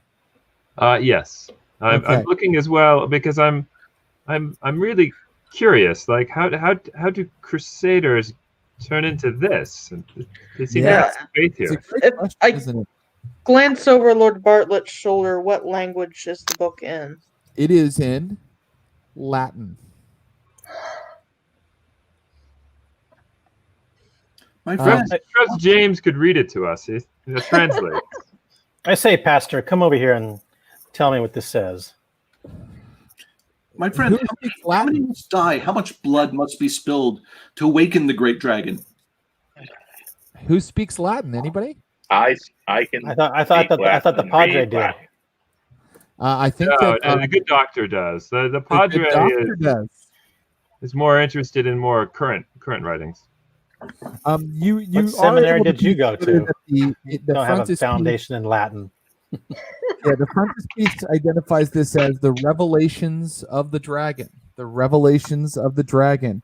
And just looking at the pictures, because I said it's beautifully illuminated, you now can make an idea roll, Lord Bartlett and Jonathan Williams. You may make an idea roll as you look at the illustrations.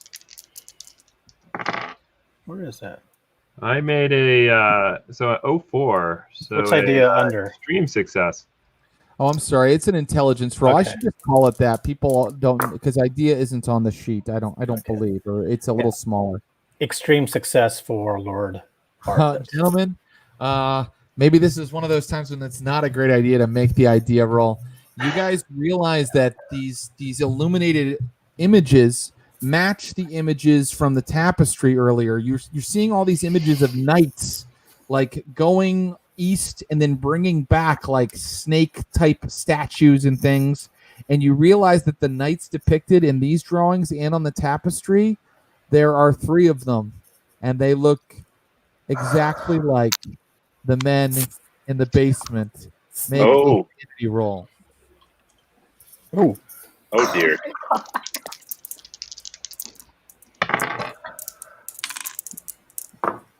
I got a 49 on a 49, so You make it. 004. You make it, sir. So you lose no sanity for this first revelation of the dragon. But someone will need to read this, and they will need to be able to read Latin to get more information out of it. how is that I possible? am willing. I am ready to read as long as Tiefin is Somebody keep an eye on calm Tiefin. Yes. and sedate, and we're not throwing any more blood in his face or pulling Yes. guns on him. Okay, great. Stephen. Well, doctor, I poked Tiefin in the chest. Where is this dragon located? Where might we find it? How might we find it? Is there a way Instead of to reading it? the book, you're going to wake him up. Is that what you said? Yeah. While you're doing that, while you're reading it, I'll let you I transcribe. was going to read it out loud to you. You're the brain. Okay, so Yeah. you're unable to awaken Tiefin, probably because he's been pumped full of drugs. But I will let you know for free that he said that the dragon is in the earth beneath the house. It's in the earth, and the blood will awaken it and allow it to take its final form. They also, Judith, I believe you said you were interested in the well, or no? I was, but I guess is it like super dark? I don't know if she would. Okay, yeah, I don't think she's gonna go out to the well if it's like that dark at night. She is a woman in a pretty bad time, so she's gonna turn around and just be like looking at her ring, making sure no blood got on them. Understood. I do believe we need to unless check anybody out the else has any other business, I will allow the good doctor to read this book. I think Darwin had something. Oh yes, Darwin. Friends, I do believe we have to go to the well. We can't Yes. wait till morning. Well, If there's something to this, we have to act before dawn. If there's going to be a fight at dawn, we need to be able to move the battlefield. And I have some ideas to make that happen if we have to. All right. I heard the I'm thing fine with that. Should through we get the walls Oh, yeah. when we were downstairs. Oh, wonderful. I wasn't sure what I heard, but it wants us to bring it blood. This is kind of a stunning revelation from the guy that's been acting the most practical and possibly, least superstitious or religious among you. He just revealed to you that he heard its voice. Or a voice, A voice. Thank you. because he doesn't believe in a cult or any of that. There's natural laws that explain all of this. You haven't been dipping into my opium, have you, Doctor? If we need to excavate the well to see if there's someone hiding down there, should we ask our good lieutenant to have the soldiers help us? Could we not just send some black powder, pour some in, set it on fire, destroy whatever's in there? If it's actually a well, they probably need it. It seems unlikely to me that that someone would live in a well. Like, He said in the well, right? Yes. Yes, yeah, keep it in the well. Let me take a quick look at this. Maybe Yes. it will tell us. Let the doctor. I would, yes. I, in my experience, the best thing to do when you're trying to learn something is just to stay up all night and read the book. And that's what I would recommend. Let's get some candles, and the good doctor can read to us.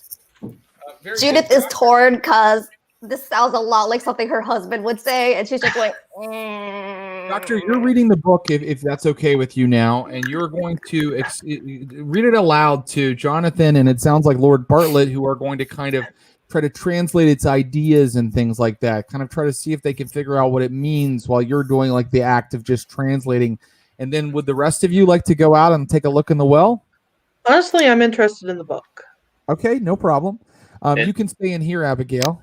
While we're intensely focused on the book, we need to either secure that prisoner or we need to do something so he doesn't wake up and, I don't know. Well, cause havoc. we can have the private take him back down. There we go. Somebody help with the private and just Let's send him take back him- downstairs. let's take We're him done back with down him. to the cellar. Right. Yeah, We're we're done. we're- problem. He is not to be harmed.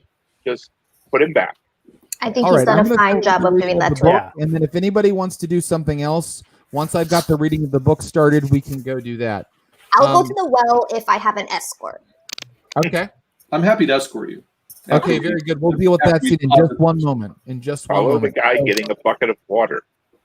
My my friend Dr. Palladino, would you please roll your Latin as you begin to translate this? Basic success. Okay, sir. And then let's see how long it takes you to kind of go through this. I want you to roll a D8. If you don't have one, I can roll one here for you. I don't specifically have a D8 right That's okay. here. If you don't mind, I'll go ahead and roll it for you. This is going to determine how many hours it took you to translate this with your friends Lord Bartlett and Jonathan Williams. And with them helping you, I'll go ahead and take, an hour off. No, 2 hours off of whatever I roll here. And I'd just like to apply my 95 education for that. Right. So, gentlemen, it takes you 3 hours to kind of go through this thing and kind of read it all off. And I think that what is going to happen is, because it's being read to you aloud, each of you can add 1% to your Cthulhu Mythos skill. But if you want that 1%, you have to take the sanity loss for reading this. Well, actually, no, you don't have to take the sanity loss unless you believe what's happening right now. Doctor, I think you believe it because you heard that voice. All right. All right. Lord Bartlett and Jonathan Williams, you can decide whether you believe it. Oh, I believe it.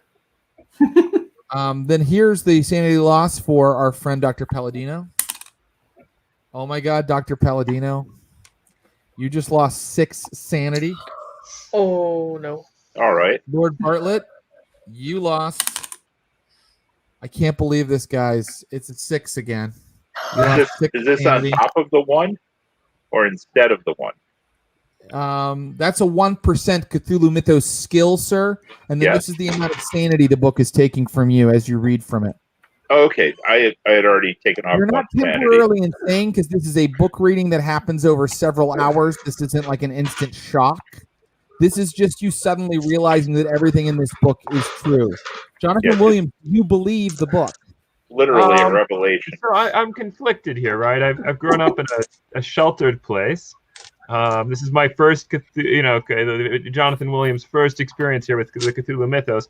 But after seeing the blood get sucked into the floor, he's a little shaken, even though he's stiff upper British lip, trying not to show it. So I would think it might be seeping in. So yeah. Guess what? He just lost 6 sanity. I rolled a 6 3 times. Hell yeah! I stayed in the room Cthulhu. Okay. listening to the translation as well. Perhaps the good minister can lead us in some counter You believe, prayer. Abigail, that you believe in what's happening.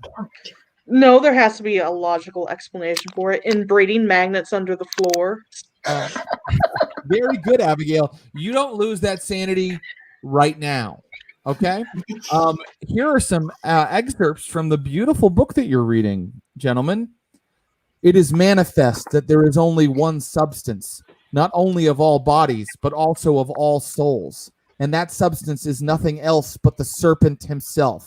We served him in Eden, also known as Mu, and we serve him now, for all flesh and all souls belong to him. The dragon is the only soul unclothed by flesh, but may use the blood of man to manifest in his true form. When blood fills the earth in his place of resting, the dragon will rise, and woe be unto those who do not offer up their bodies and souls as his rightful property. And one more. The dragon is bound to the earth, which is his body, but may travel by means of binding him to an icon that shall serve as his vessel. This is how the serpent was carried out of Eden, also known as Mu. This is how the dragon was carried out of the Holy Land by our humble order. He who would carry the dragon to new lands must make a show of obedience and prostrate himself before his rightful master and progenitor and offer up a vessel which pleases and glorifies the dragon. And just to help you make a little sense of that, because you had a couple very smart people helping you, Dr. Palladino, Jonathan Williams, Lord Bartlett. It seems that this is sort of like a religious manifesto by an order, not an order, a part of the Teutonic Order who went east during the Crusades, had a contact with something they call the Great Dragon that they believe was the serpent in the Garden of Eden, realized that all men are fallen, that all men belong to the serpent, that the serpent controls them and owns them as slaves, and then somehow carried the dragon back west into Europe and eventually to this site. Oh boy. And it also verifies, of course, what you already discerned, Galton and the rest of you, that when blood is spilled, the dragon will rise. And speaking of Galton, you and Miss Ismay are headed out to the well, are you not? Yes. Yes. You come out to the well, or do you have a lantern, a candle? What are you doing? I'll grab a lantern on my way out. Yeah, I think I would also get one. Very good. You approach the well, and you see that it looks like a soldier has recently propped up a wooden sign against the well that says, "Don't drink." I just give Gauntlet a look like, see, people in the well. Look down the well. You peer down into the well with your lantern, but it doesn't quite like shine deep enough to pierce all of the darkness because it goes down pretty deep. Is there a rope for a bucket for water? Yeah, there is a rope for a bucket. There is, yeah. I will tie my lantern to the rope, lower down, and watch. Okay, so you tie your lantern to the rope, and it sort of bounces lightly from the stone to stone as it kind of like swings and lowers until eventually you see far down in the well 3 human corpses that look like they were recently thrown down there. They are in various states of decay, their flesh peeling from their faces, their eyeballs turning into yellow jelly. And when your lantern reaches them, they look up at you and begin climbing and screaming. Please make sanity rolls, Darwin and Judith. Oh my god. Story time is seeming safer and Oh safer. my god. I succeed. I got a 22 out of 80. You take 1 sanity loss. Oh my god. Darwin, how did you do? I rolled an 01.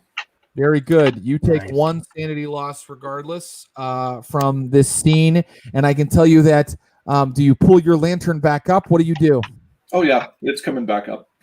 As you pull your lantern back up, one of the hands swats at it and it goes out, but then it's silent. And you bring your lantern back up, and it apparently you don't hear anything from below. I sure there's yell no rope. out in touch. You yell down. What do you yell? Where are the knights? You hear your husband's voice. Whisper back at you. Classic. Join us, Judith. We are all one with the dragon now.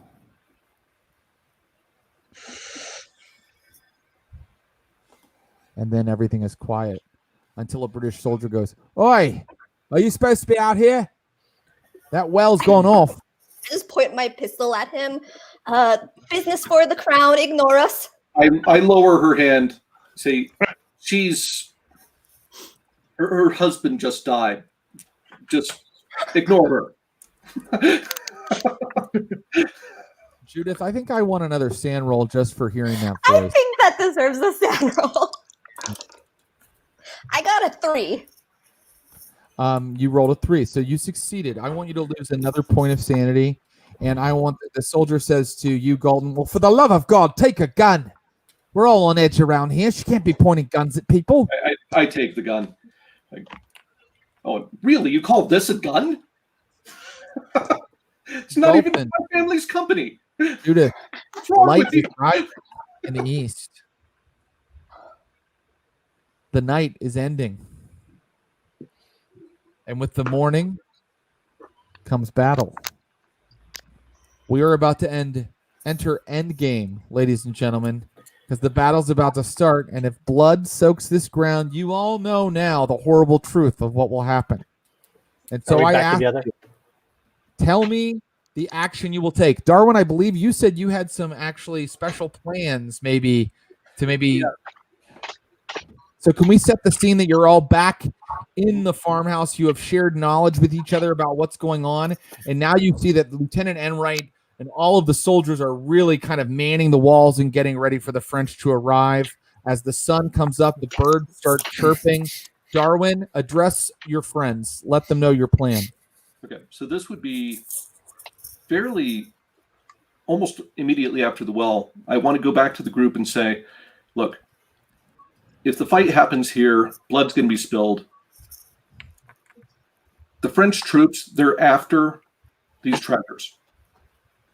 We load the treasures into a wagon, into the carriage that's here, ride out, send a man to tell the French that the treasures are aboard said wagon. We tell the lieutenant we're sending 2 wagons, and that one's a diversion. We'll simply divert the fight to somewhere else. And we prove it to the French by including one of the artifacts. But why should we share with the French? Why not take the knowledge and the artifacts and I don't care if the French get the British soldiers? Right.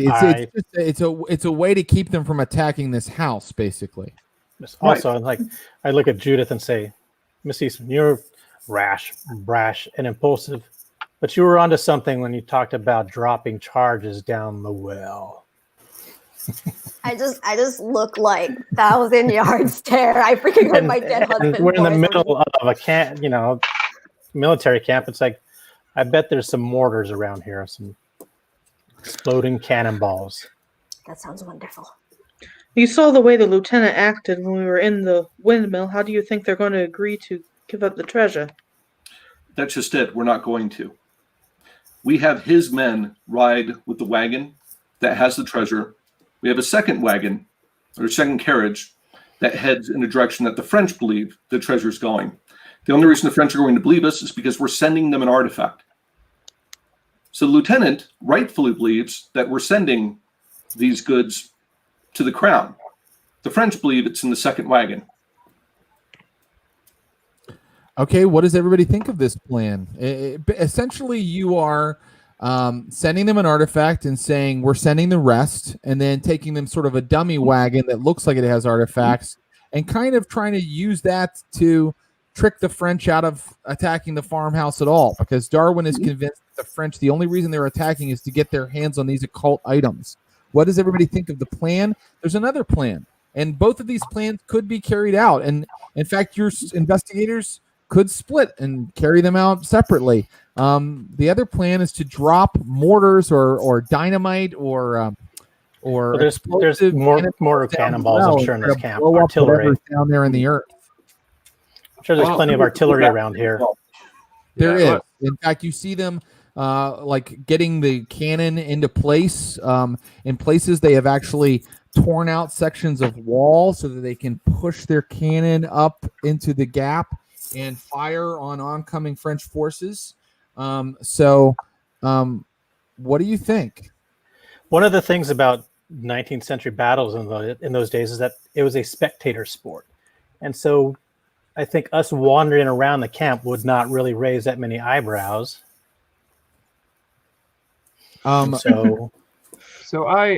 Judith, what do you say to a little larceny? I feel that I find the people who live here troubling, and while I originally thought we should try to give them the opportunity to change their ways, I believe they've rejected us, and I think what is most important is that we work with Mr. Enright to make sure that they are tried for their crimes before the British may be forced to give up this position. And then, if we want to destroy the well, or rightfully, as Darwin says, bring these artifacts back to the British Crown, then I think that is secondary. But after reading this book, I feel deeply uncomfortable with the thought of possibly leaving these 3 men behind. I can't get this. I can't shake this feeling that as we were going through the book, that their faces just kept coming up over and over, and I think it is a sign that we should take action on that point. You could I think shoot them. That's an action. Because you've mentioned the book and you've mentioned the men several times, Jonathan, I would like for you to make a cult roll, or anybody else that would like to, who is present for the reading of the book, can make an occult roll.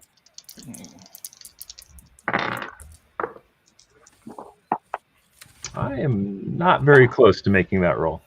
66 under a 75. Lord Bartlett, you made it. Is that right? Yes. I'm going to read you a section that Jonathan talking about the book over and over. It's kind of making you remember this section. Okay, so let me just read it to you very quickly. The dragon is bound to the earth, which is his body, but may travel by means of binding him to an icon, which shall serve as his vessel. This is how the serpent was carried out of Eden, also known as Mu. This is how the dragon was carried out of the Holy Land by our humble brotherhood. He who would carry the dragon to new lands must make a show of obedience and prostrate himself before his rightful master and progenitor, and offer up a vessel which pleases and glorifies the dragon. The dragon may only be bound to a new vessel at a time when he has clothed himself in the blood of man. And that's just something that's kind of stayed with you because it was an odd section. And now let us enact these plans, because we are nearing the end of our game tonight, and I want to see if these plans go off. So, Darwin Galton, you have an excellent plan. I really like the sound of this plan. Would anybody like to help Darwin with this plan, or is he kind of having to go it alone? I'll help him. Abigail Lexington, as a professional spy and adventuress, you are the perfect person to assist with this plan. Darwin, how do you think you would pull off this plan? What skill roll do you think would be appropriate? You're going to first send one of the artifacts to the French, possibly using a diplomatic courier right across the lines of the battlefield. And then you are going to kind of drive carriage out of there and kind of look like you're pulling the rest of the artifacts down the road. Is that correct? I was going to hire a carriage driver, essentially to take the decoy carriage away and convince Lieutenant to have two of his men take the real carriage with as much of the artifacts in it as we can, in the exact opposite direction that the French are coming from. I love all of this. Here's what I want. I want a stealth roll and a persuade roll. Don't make the stealth roll until you've made the persuade roll. The first one is to persuade the lieutenant of your plans. And Isn't the captain still there with us somewhere? He certainly is, and that's what they're doing right now. They are. Right, but I mean, he would outrank the lieutenant. Mike, he wasn't there for this particular conversation you were all having. Right, but wouldn't we need his direction and see how it ranks the lieutenant? There is no captain. There's just the lieutenant. Oh, There's yes. a captain in the study with us. Certainly, yes. You've been talking to a lieutenant, but you may talk to Captain Raleigh. Captain Raleigh has to be informed of this. Yes, he would have the operational command. Yes, of course. Thank you for your factual knowledge of how these battles go. And now, sir, you must convince Captain Raleigh of this plan of action with a persuade roll. And he's about to do battle, so I'm going to make that a hard persuade roll. I will remind him of who I am, that I fought in the Battle of Delhi. I'm the hero of the Battle of Delhi, where I earned my commission as a captain, as a fellow captain, and left to head the Galton Arms Company. As a gift, I give him the rifle that I brought, the only Baker rifle owned in the British military. Basically, you get a bonus die. Wow. You get a bonus die for all of that, but it's still a hard difficulty, my friend.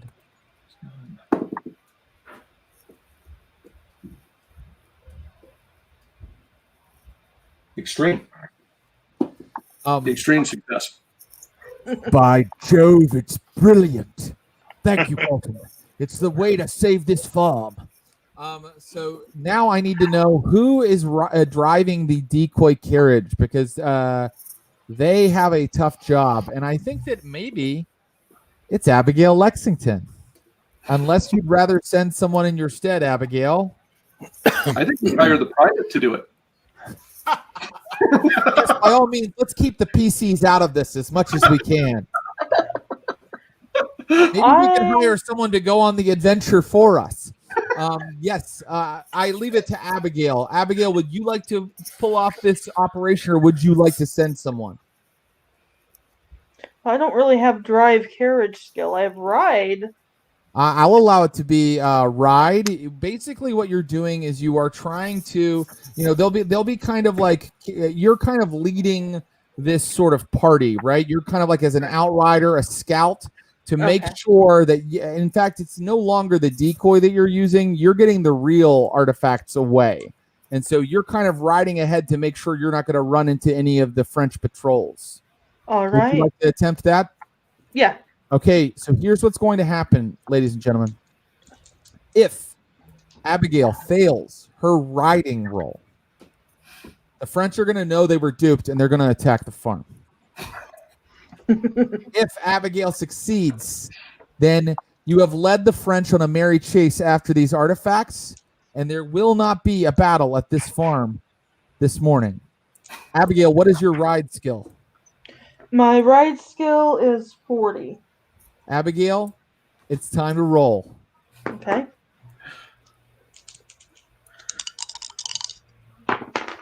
Oops. That came completely out, but it didn't really matter because the 10s one was a 20, so that's 27. Abigail. Yay! Are led away. Abigail. Darwin's plan goes off, and there is no battle at the farm on this this lovely morning. And now I would like to know: are Judith Eastmay and our other friend still? Oh, Lord Bartlett, are you still planning to bomb the well? Yes. Is Private Billets still there? Dear. My He is. friend Private Billets. And I bring him I'm afraid over. It's like, Dalton and Abigail, you're a bit busy with your operation while this is going on.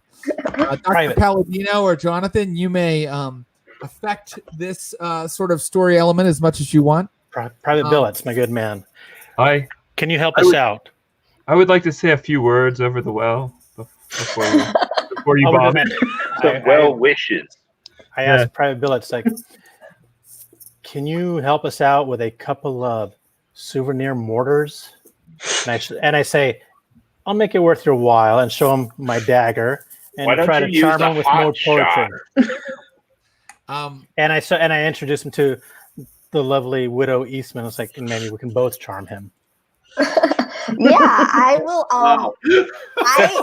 I will give a modified sob story about how my husband was horribly murdered, and it's so hard to move on. It's been a while, and there's some interesting people out there, but sometimes I feel like I hear his. Last night, it was a dreadful experience. I thought I heard his voice while I was by the well, and I feel like if I could really just move on with my life, things would be so much better. And I just remind him I have the ear of the queen, and perhaps I can put in a good word for you in one of my poems. Bringing every favor to bear to try to give you a couple mortars. Meanwhile, I'm going to go find a right artillery sergeant and ready some munitions to bring towards the thing that we need to do. All of you, roll your various skills, your charm or your persuades to get your hands on these items. I assume Abigail and I are still engaged in the carriages. I mean, yeah, you're kind of handling the decoy. She's leading the real artifacts across Waterloo, like quietly, like just dodging French patrols, while your friends are planning on bombing a well. Extreme success. Judith is hot. I Okay, burned some luck to get a success. You know, I you have don't even no have to- charm. I approach it. Let me tell you what's happening, guys. You brought so much social pressure to bear, and the Private and his friends are really more concerned about the French attacking because they don't know that's not happening yet. So you get your hands on all the explosions. They're not watching Good, carefully. And when they turn to you, Judith is like going like, "My husband, I need," and they're like, "Okay, whatever. We have to watch the wall." And Abigail, I guess we're going to return to this full So two Right. questions. So I'm Two just questions trying to to the find. keeper. I'm just trying to get to an artillery crew yes, to get the sergeant yes, to prepare one hot shot and then have a private bring that and drop it down the well. right. If we can get a couple of cold shots before that, which will compound the explosion, Yes. wonderful. But Okay. I'm just burying the man in facts. I understand you, my I friend. have no charm. Did you roll your charm? Yes, I've rolled an 80 something. I have no charm that I'm aware of. It's quite all right, sir. The explosives that would be necessary to blow this well into the next county, the next French Provence, have been applied. And as I you also are want to make sure. I want to make sure also we have enough to lob into the basement where those poor sods are. Those poor Oh. Dutch sods. So that's no. ladies and gentlemen, God. may I narrate what You happened? just let him finish one thing at a time. I think But I it's agree with Lord Bartlett here, because atonement is only for those who wish to atone, and I think the men of faith are above the basement right now. Would that count as I'll let the blood, vicar though? take care of that one. I Would get that the count as book blood out of the spill, house then if they're Time talking out, about everyone. blowing the house. Yeah. Time out. I am now going to narrate what happens. Okay. So, whoever among this party that would like to, that could be Dr. Palladino, Lord Bartlett, Judith Eastmay, or it sounds like Jonathan, you are with them as well. Yes. Must give me a hard firearms roll to get this explosion to go Oh well. boy. Because Happened you to are the attempting professionals. a demolition, and that's why I'm making got it a- a hard firearms roll. I've got a 60. Can we use the higher one? Yes, I you have may. two firearms. You may Okay. decide. One of you may do it, and they may roll, but they must roll it at hard. I have a 25. I'm not Yes, necessarily. everyone has a 25. I have a Oh. 60. I have a 20 and a 45, so I roll 45.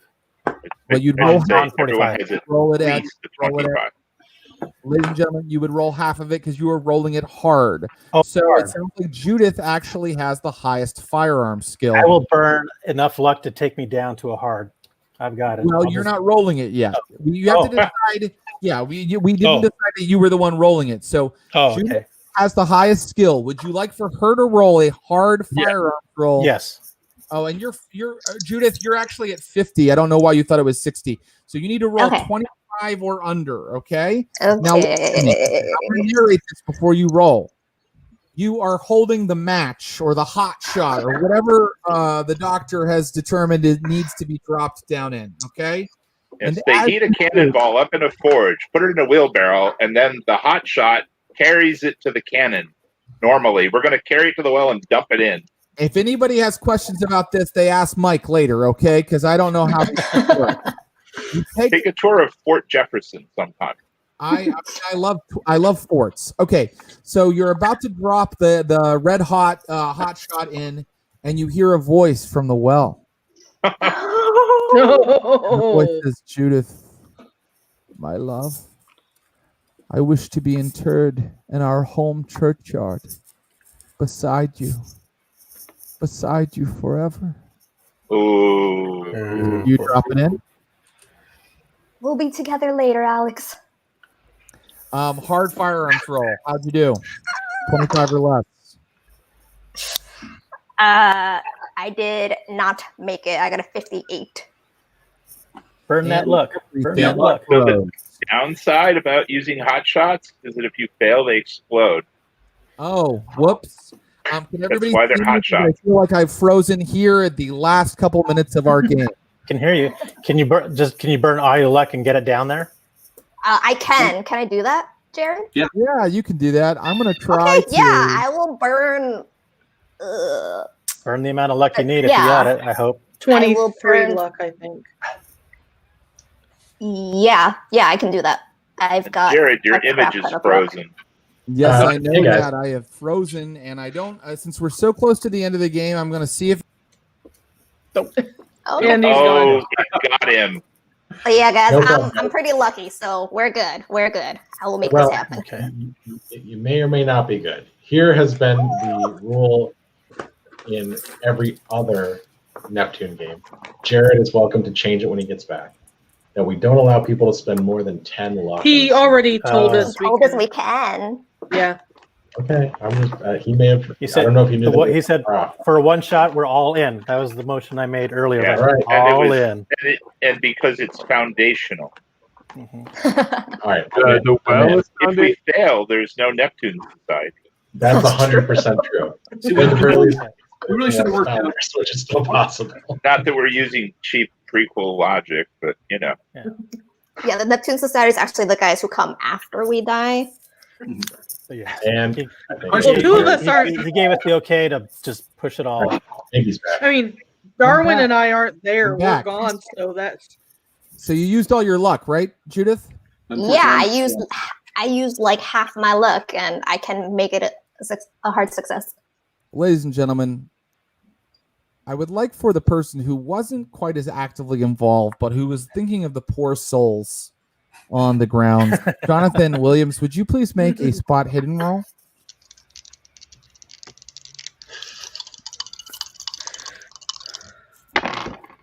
Oh, I got a 24. So you So, succeeded. So did you succeed? yes. Very good. Okay. Judith, your hot shot goes down the well. There's an enormous, like, rumbling explosion. Better run. Alex. Jonathan, you hear after the explosion, cack, cack, cack, cack. And you turn to see that the three prisoners have been lined up against one of the walls, and they are being shot by firing squad.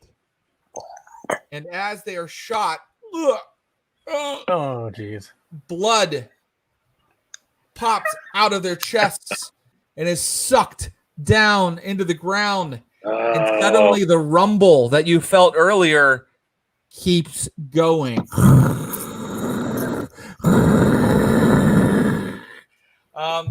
Abigail, I believe that you are pulling your horse back into the farm, the manor farm, as this is happening. Darwin, I don't believe you ever quite left. You were kind of with the captain over a map. I assume I probably took the decoy wagon. Yes. Well, you have returned if you wish, or you could be far away right now. I'll return. Very good.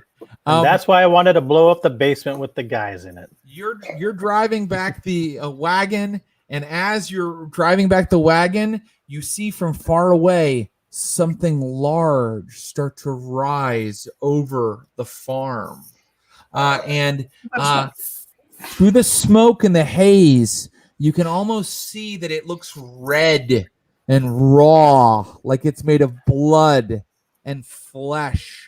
And soon you are all looking at an enormous, like, reptilian creature, but it has more legs. Yes, there it is. It is horrible indeed. It is blasphemous and should not be, and it appears to have nipples. It rises above That's you. the worst. The great dragon. Everybody make a sand roll. Already. Yep. Yes. I That doesn't made it as well. number though. No. You didn't make it, Lord Bartlett. No, did not. Okay, who did make it? Raise your hand so I can see. Everybody else. Okay, great. So let's see. Okay, you guys all lose 1. And Lord Bartlett, you lose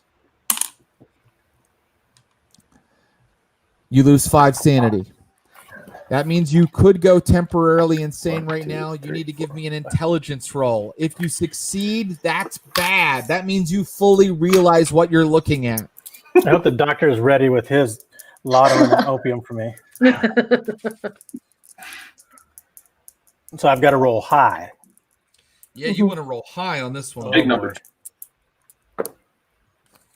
You're like, what giant red bloody dragon thing? How'd you do, Lord Bartlett? I could name the dragon. I could tell you where it lives. I have utter total comprehension of this thing. Yes. 18. Lord Bartlett falls to his knees in front of the dragon, and he's kind of like holding his hands out, like almost in worship of it. The dragon does have a name, and it rings inside of your mind. You know now that this dragon is one of the Loigor, the ancient race of Mu, and that they created you. You know this because it is speaking inside of your mind, Lord Bartlett, telepathically. And now I think we will have a final round, maybe two, depending on how it goes, to see what everybody does when they gaze upon this thing, and to see if they can get themselves out of this in a round, maybe two. Let's see how they do. Let me go back to my dex order here, and we will start with my friend Lord Bartlett. Lord Bartlett, you are insane, and technically I can kind of control your character, but based on what you've seen and heard so far, what do you think you would do? Keep in mind your character's insane.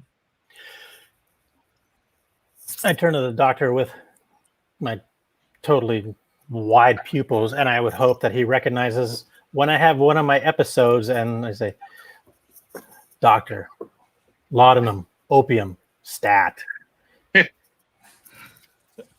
Just okay. to the that seems pretty sane. So I'm going to overrule that as the keeper. No. That seems like a smart, sane thing to do, right? To ask for drugs to help you not experience the insanity. Instead, I'm going to rule, Lord Bartlett, that you wander forward and try to embrace the thing.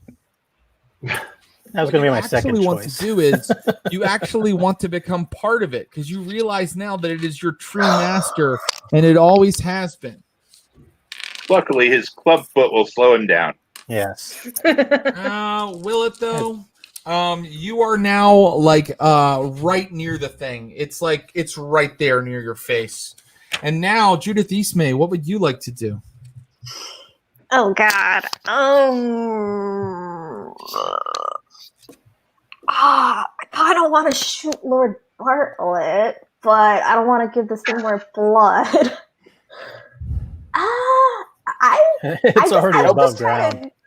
How big is it true. compared to him? Yeah, how big is This thing's about 40 feet tall. There you go. my Plenty of God. room. Judith, what are you doing? I am just going Decide to try now. to grab him and try to pull him back. Okay, great. You're going to make a fighting brawl roll. And now, Oh God, I do not have Jonathan fighting Williams, what are you going to do when you look upon this thing? Well, I'm going to be shaken, but then I'm going to look around, and I'm going to try to rally everybody. I'm going to say, often we need conviction for the things not seen, but today we need conviction for the things we have seen. Keep the faith. Let us leave this unholy place. And I will That's try almost to assist more insane than what Lord Bartlett back. is doing. Okay, Jonathan, you may make any roll you wish. Persuade. Wow. Persuade it shall be, my friend. Abigail Lexington, what would you like to do? I'm still. You said I was just coming back, so I would assume I'm still on my horse. That's correct. I made a hard success on my persuade. I'll ask for your results in a second, but we know the hard success. I don't know that persuade would necessarily work in this situation, but I will narrate how it goes. Okay. All right, Abigail, what are you going to do, my friend? Okay. Say, oh my God, and run away on a horse is a fine answer, Abigail. And I won't think less of you. I'm probably gonna pull out my pistol and maybe shoot at the thing. Hey, I'll allow you to do that. I'll say it was already drawn because you were in the middle of commando maneuvers. So I will allow you to make a firearms roll, a pistol roll against the thing this turn. And now it's going to be Dr. Palladino. What are you going to do this round? Let's see. Did we successfully clear the book out of the house, or is it still in the house? It's in the house. All right. I have no physical ability, so I'm going to run to the house to try to see if there's an answer in the book. I think that's very interesting, Doctor. It's going to take you one round to get to the house, okay? Get All into right. the house to the book, if that makes Get sense. it, and I'll be yelling. I'll yell, get away from that. What is his name? Okay. Get away from that, Grantham. Leave it alone. I think that I don't think that's lame. I think that's what someone would shout when they're very busy in an emergency. And finally, Darwin Galton, what would you like to do? Since I still have a carriage, I'm going to crash the carriage through the gates up to where the party is. Say, it's time to leave, my friends. Hop off. I want to run to the captain and tell him it's time for our troops to leave right now. Okay, so the first thing you can do is crash the carriage through the walls with a drive carriage roll. So let's now get everybody's rolls. How did you do on your fighting roll, Judith? I'm going to spend 7 luck to succeed. Okay, Judith, you managed to pull Lord Grantham back and down a little bit, and you guys fall down in front of the thing. You kind of pulled him back a little bit. You're dragging him away, but the thing is 40 feet tall, and it's like right there. Did you? I mean, in terms of getting him away, what were you thinking? Did you want to like get yourself in front of him, or getting him completely out of the farmyard is going to be difficult? Yeah, I just wanted to try to pull him. I think Judith assumed she would have help with this, but next turn, All right, you've pulled him back. You have. Okay. Nobody helped you. That's the best part. Yeah, it's true. And now we come to Jonathan. Your persuade was a hard success. Yes. And what were you saying again? Tell me what you were saying. So I was telling people to have conviction, to not lose faith at this moment. That normally we have conviction for that. So normally we have to find conviction for that which we cannot see. But here where we need to have conviction of faith in light of what we can see, and that we must remain of faith, and we must leave this unholy place. Get this. Your hard persuade has snapped some of the soldiers out of their like horrified reverie. How about that? And now we come to Abigail. How'd your firearms roll go? I rolled an extreme success. I rolled a 9. Please roll your damage twice.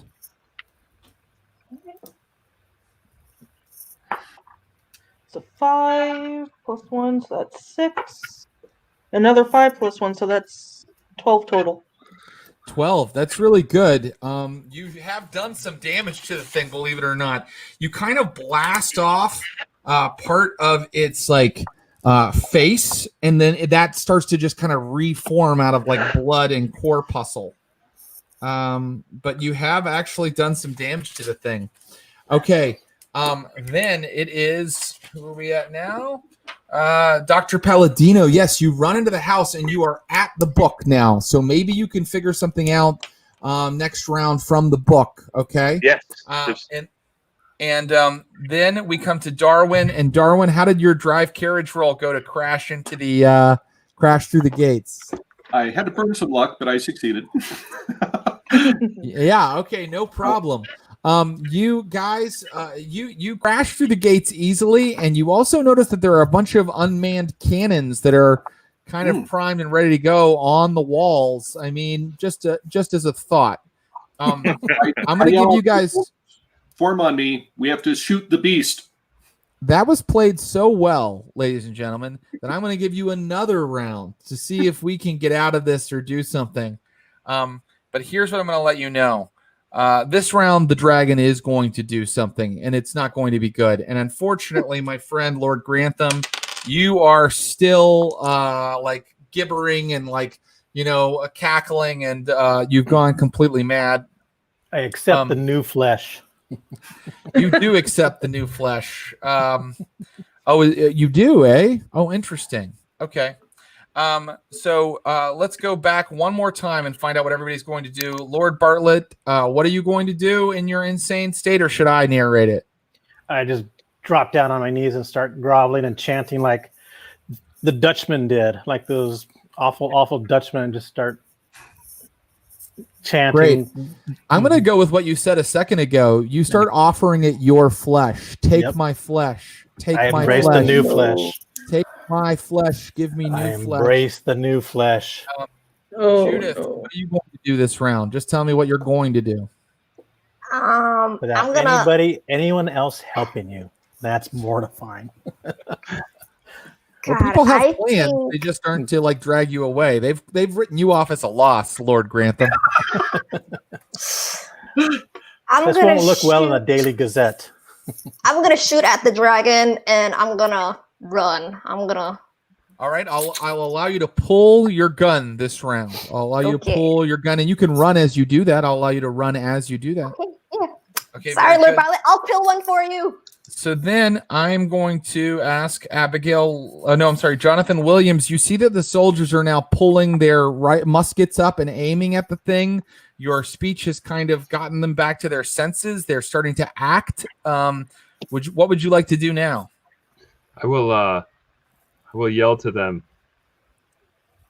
Your muskets. What good are they going to do in what is clearly a fight beyond of things that are too powerful for us? Grab Lord Bartlett. He's a member of the nobility. My favorite part of this climax is that Jonathan Williams is literally standing on a wall giving like a street preacher performance while this is all going on. Very well. Don't worry Let us about put rolling down persuade, our though. muskets. Let us pray and let us grab Lord Bartlett and let us get away. Abigail, He would what even would you maybe like to do? appreciate that rhyme. He's a poet, you know. I'm probably gonna ride forward and try to get Bartlett up on the horse. Okay, great. Ooh. Give me a ride roll to kind of like scoop him up. Okay. And then, oh, here we go. Dr. Palladino, this is going to be an extreme intelligence roll. Or if you'd rather, it could be extreme Latin to find the thing that you need to do to stop this in the book. All right. You want to give that a shot in a second? Yes. Okay. And then, Darwin, what do you want to do, my friend? Well, the force of arms is everything. I rally the troops to man the cannons to launch a salvo at the creature. Very good. That will be an interpersonal skill, and it definitely needs to be a good role because you're basically commanding the troops to, instead of just firing their muskets at it, man the cannon and fire it, right? Yes. Okay, so here we go. Lord Bartlett, you are doing as you said. Give me your flesh. I offer my flesh. And you can see now, everybody, that tendrils are moving off of the thing toward Lord Bartlett's face. And they're starting to move like trickles of blood are moving through the air toward him. And they're smacking into his face and wrapping around his head. And then Judith I've got a Eastmay. big smile on my face. Yeah, Judith, you Ecstasy. run as you're pulling your gun. You run away and you pull your gun. Then, Jonathan Williams, you continue giving your sermon on top of the battlements, on top of the walls. Then, Abigail Lexington, let's see how you do. How'd your ride roll go? I burned 15 luck to make it a success. Okay, this is amazing. Abigail Lexington comes galloping in on her horse.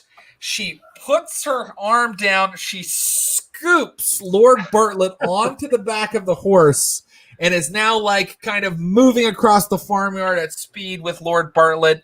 And those tendrils and things are still hanging off of him. Now it is time for the great dragon to do something.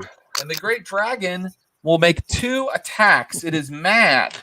It is angry that Abigail has pulled away its follower who was offering it flesh. And so it first attacks Abigail and her horse and Lord Bartlett. Am I able to rally the troops? Say again? Am I able to rally the troops? Sir, you will go after the great dragon. I have now put it into the dexterity order. So you will go next. The great dragon succeeds on its attack against Abigail and Lord Bartlett. And now I must roll damage for a Loigor, something I have never done before. Here we go. Not pretty. It isn't pretty. It's so not pretty. You guys don't want to know how unpretty it is.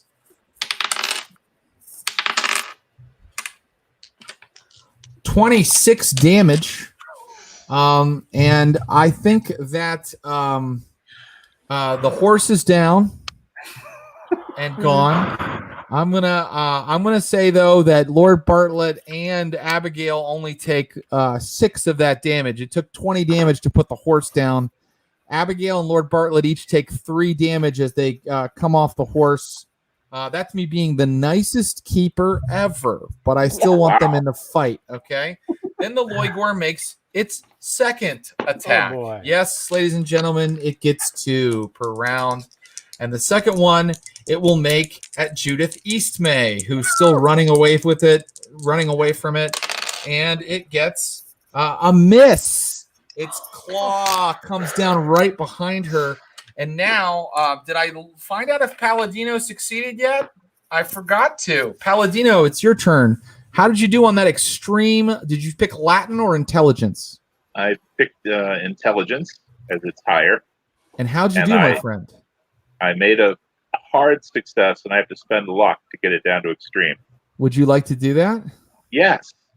And stumble out onto the porch holding the book barely. And you realize... What can I do? Can I say words? Can I use the medallion? Yes, you may. You succeed, and you realize that this might be pleasing and glorifying to the dragon, this book that's all about how great the dragon is and how powerful he is. And so the dragon may accept it as a new body. That is what that one scripture meant. The scripture that said that the dragon can be made to enter an icon. Yes. And so you carry the book out onto the porch and you're holding it. And let's see if you can convince the dragon to go into it next turn. But right now, I want to see how Darwin Galton did. And Darwin, how did your roll go? Your persuade roll? 05? Well then, sir, on this next round, these men are going to fire their cannons. Okay. Mhm. All right, here we go. Now it is Lord Bartlett's turn. You have 3 damage. You are still insane because I rolled 6 rounds of insanity for you. I think this is like the 3rd or 4th round. Regardless, I think that you are going to kind of crawl along the ground with your hat. Your hat's gone. Why would you attack me? Frank, lose the hat. Yeah. I start crawling. I'm just like, that's what Lord on my Bartlett knees. looks like right now. He's like, ah! He's Why? like crawling along the ground. Why? But I also Judith, why did Judith, you what are you attack going me? to do? I'm offering you. I'm screaming at Abigail, get out of there! Leave him! And I'm shooting. Okay, great. You may do that. Jonathan, are you going to continue to sermonize? Yes, but I'm worried that Lord Bartlett is not going to make it through this combat, and his heart is not in the right place.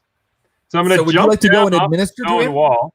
I'm going to Would get you out like my to go help him? crucifix, and I'm going to Now go you're right up worried? to him. I'm going Now to put it you're in his face, and I'm going to quote scripture at him. I'm going to try to snap him out of it. Exorcise the demon from him. Praise. You may roll psychology, my friend. Psychology. And now, Abigail Lexington, what would you like to do? You are down on your knees. Your horse has just been like ripped in 2. You're looking at horse parts. And the thing is like looming over you. What would you like to do? I want to slap Lord Bartlett and go, snap out of it, man. Great. You may also roll psychology. Dr. Palladino. Yes. This is a moment of truth for you, my friend. What do you say? How do you use this knowledge that you have? You're holding the book forward. What do you say, friend? Oh, great serpent.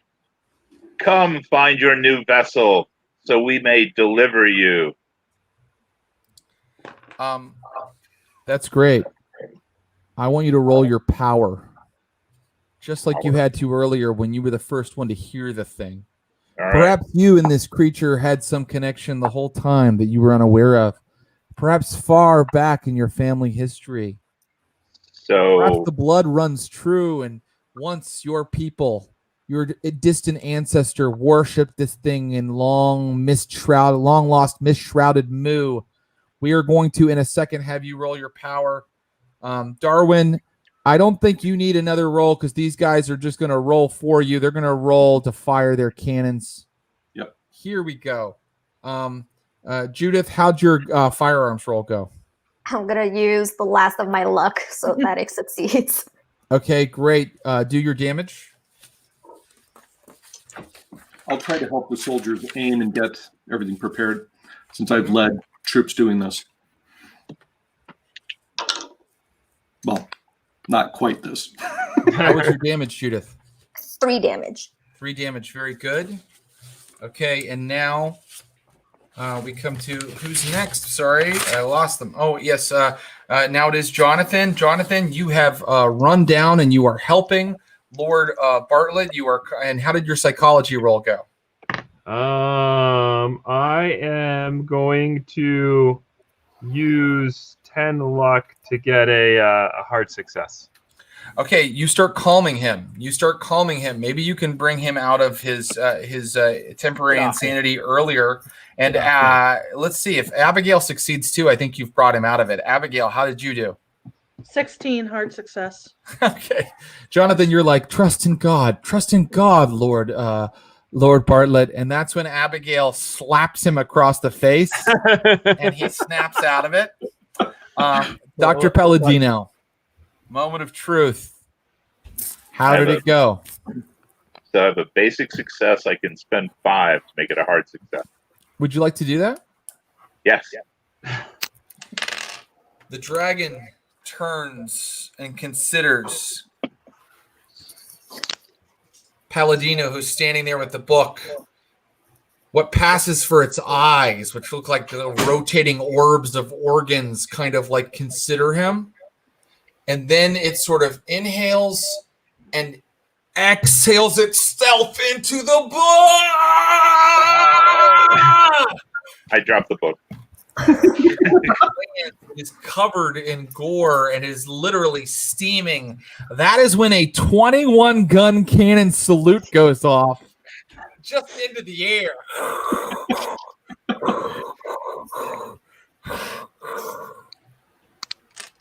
I pick up my hat, put it on, tighten it. And I look at the vicar and Abigail, and say, that was a bit of a rum go. And that is where we will end today. With one final little note, just for my own Neptune Society kind of continuity. Lord Bartlett, you notice that you've dropped your signet ring on the ground as you're straightening yourself and making yourself look presentable, and you put it on. And that ring has the symbol of your family's crest, a trident. And that is the beginning of the Neptune Society in the year 1815. Give yourselves a round of applause, everybody. I went extra long because you guys were extra fun. You played really well, and by really well, when I talk about people playing well in Cthulhu, I want them to play smart or play terrifyingly stupid. And you guys were excellent, but sometimes you did things where I was like, uh-oh. I want to thank Mike specifically for knowing more about period weaponry and how the British Army works than I do. I want to thank Judith for Michelle for having I think the most moving scene, hearing her husband speak from the grave. That was horrifying. I want to thank Frank. Lord Bartlett was perfectly what I imagined Lord Bartlett to be when I made the character.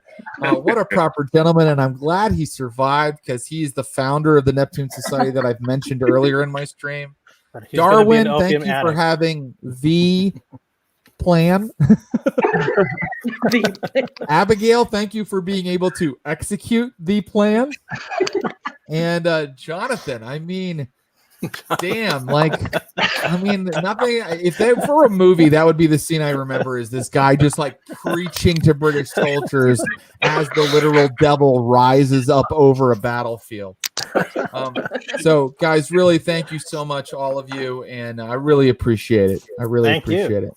Yeah, Thank thank you. you. Well And Guys done. were great. And thank you for letting me have more than 4 luck. Otherwise, we'd all be Well, that dead. ended up being quite important, didn't it? Yes, I have 2 luck left now. Holy shit! Wow.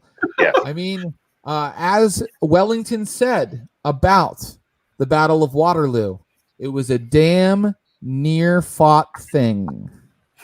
And I guess the Oh, I fact thought that you were going to say better lucky than good. yeah, well, I mean, also there's that as well. Guys, I'm going to say goodbye. Thank you. I want you to have a great Gen Con. And if you ever remember, let people know Stream of Blood is here and we're doing games and we'd love for people to watch. All All right. right. Thank you guys All right. so Thank much you. for Thank coming you. and joining me. Thank you. Bye-bye. Kim, Bye. Fred Kessler, Amanda Golly, Mike Quigley, Frank Gabusi, and my friend Orion Wiseman.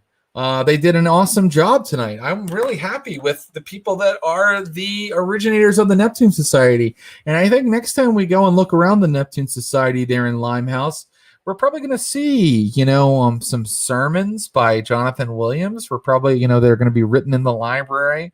We're probably going to see, Darwin Galton, the gun that Baker rifle that he tried to give to the captain. No, I think the Neptune Society has that somewhere in their armory. I think all of these characters are now canon in my world, and I can't wait to make sort of obscure references to them every once in a while. Thank you for hanging out with us for, was it 2 hours and 45 minutes? But I had such a great time. Some end of the show business. Please keep up with our schedule by following us on Twitter and Instagram at _streamofblood_. We're on Reddit at r/streamofblood. And join our Facebook group, Stream of Blood, because we'd love to have conversations with you about what you'd like to see in either of our streams, Vampires of Pittsburgh every Wednesday or the Neptune Society every Sunday. We'd love to hear what kind of adventures and kind of monsters and things you'd like to see on the stream. I want to mention that we have a new series coming up that has an all-female cast of comedians, female comedians who don't really play role-playing games very often. In fact, they're kind of new to the whole thing, but they're really hilarious. My wife, Kara Clank, and the hilarious comedians Megan Gailey and Lisa Traeger will be performing in a new series. It is a Call of Cthulhu actual play series that they have titled Coven of Bitches. Their title, not mine. We will start that series this coming Tuesday, August 4th. So I'd really love for you all to tune in if you're a Cthulhu fan or you just want to see how people play when they've never really played before, but they're really funny. This is the series for you to check out. And it's all ladies because they are a 1920s trio of monster hunting, ghost hunting women badasses. That's the concept for the series. The art credits, I'm going to move on now. But please tune in for that. The art credits for our show, the title illustration is by Will Pottorff, and you can see more of his work at willpottorff.com. And that beautifully horrifying in-game artwork that you saw was by Ross Bryant, and he's on Instagram at RossBB. The theme music for Neptune Society is by Warbird, and you can hear more of their music at soundcloud.com/Warbird. We have promotional staff that help us do promotions and all the things we put on our socials. Megan Arch, Sophia Otero, Sarah Carr, Garrett Ross, thank you for your hard work for the logos, graphic design, and promotion of the show. And thank you to Greg Heaney for helping me with the producing this week for these Gen Con shows. That's it. Actually, I'll hang out if anybody has a comment or a question, but otherwise, I'm going to go eat some tacos. Are there any comments or questions, my friends? Okay, looks like not. So I'm going to say goodnight. And until next People in chat are asking when Coven of Bitches premieres. It is August 4th at 6 p.m. Pacific. And I guess that's 9 p.m. Eastern. August 4th. So that's just this coming week. I'm going to have some homestay tacos. Brisket taco. Chicken taco. Potato taco. Great question, by the way. I'm going to just jump in and thank everybody. I thought this was a really great game, and the chat was really lively. Thanks for being with us. Clint, that's my job. How dare you? But also, you're right. This was a really great group. Oh, I miss Clint now. That's the show. I'm going to go off and thank my players some more. Thank you guys for being here, and we'll see you next time.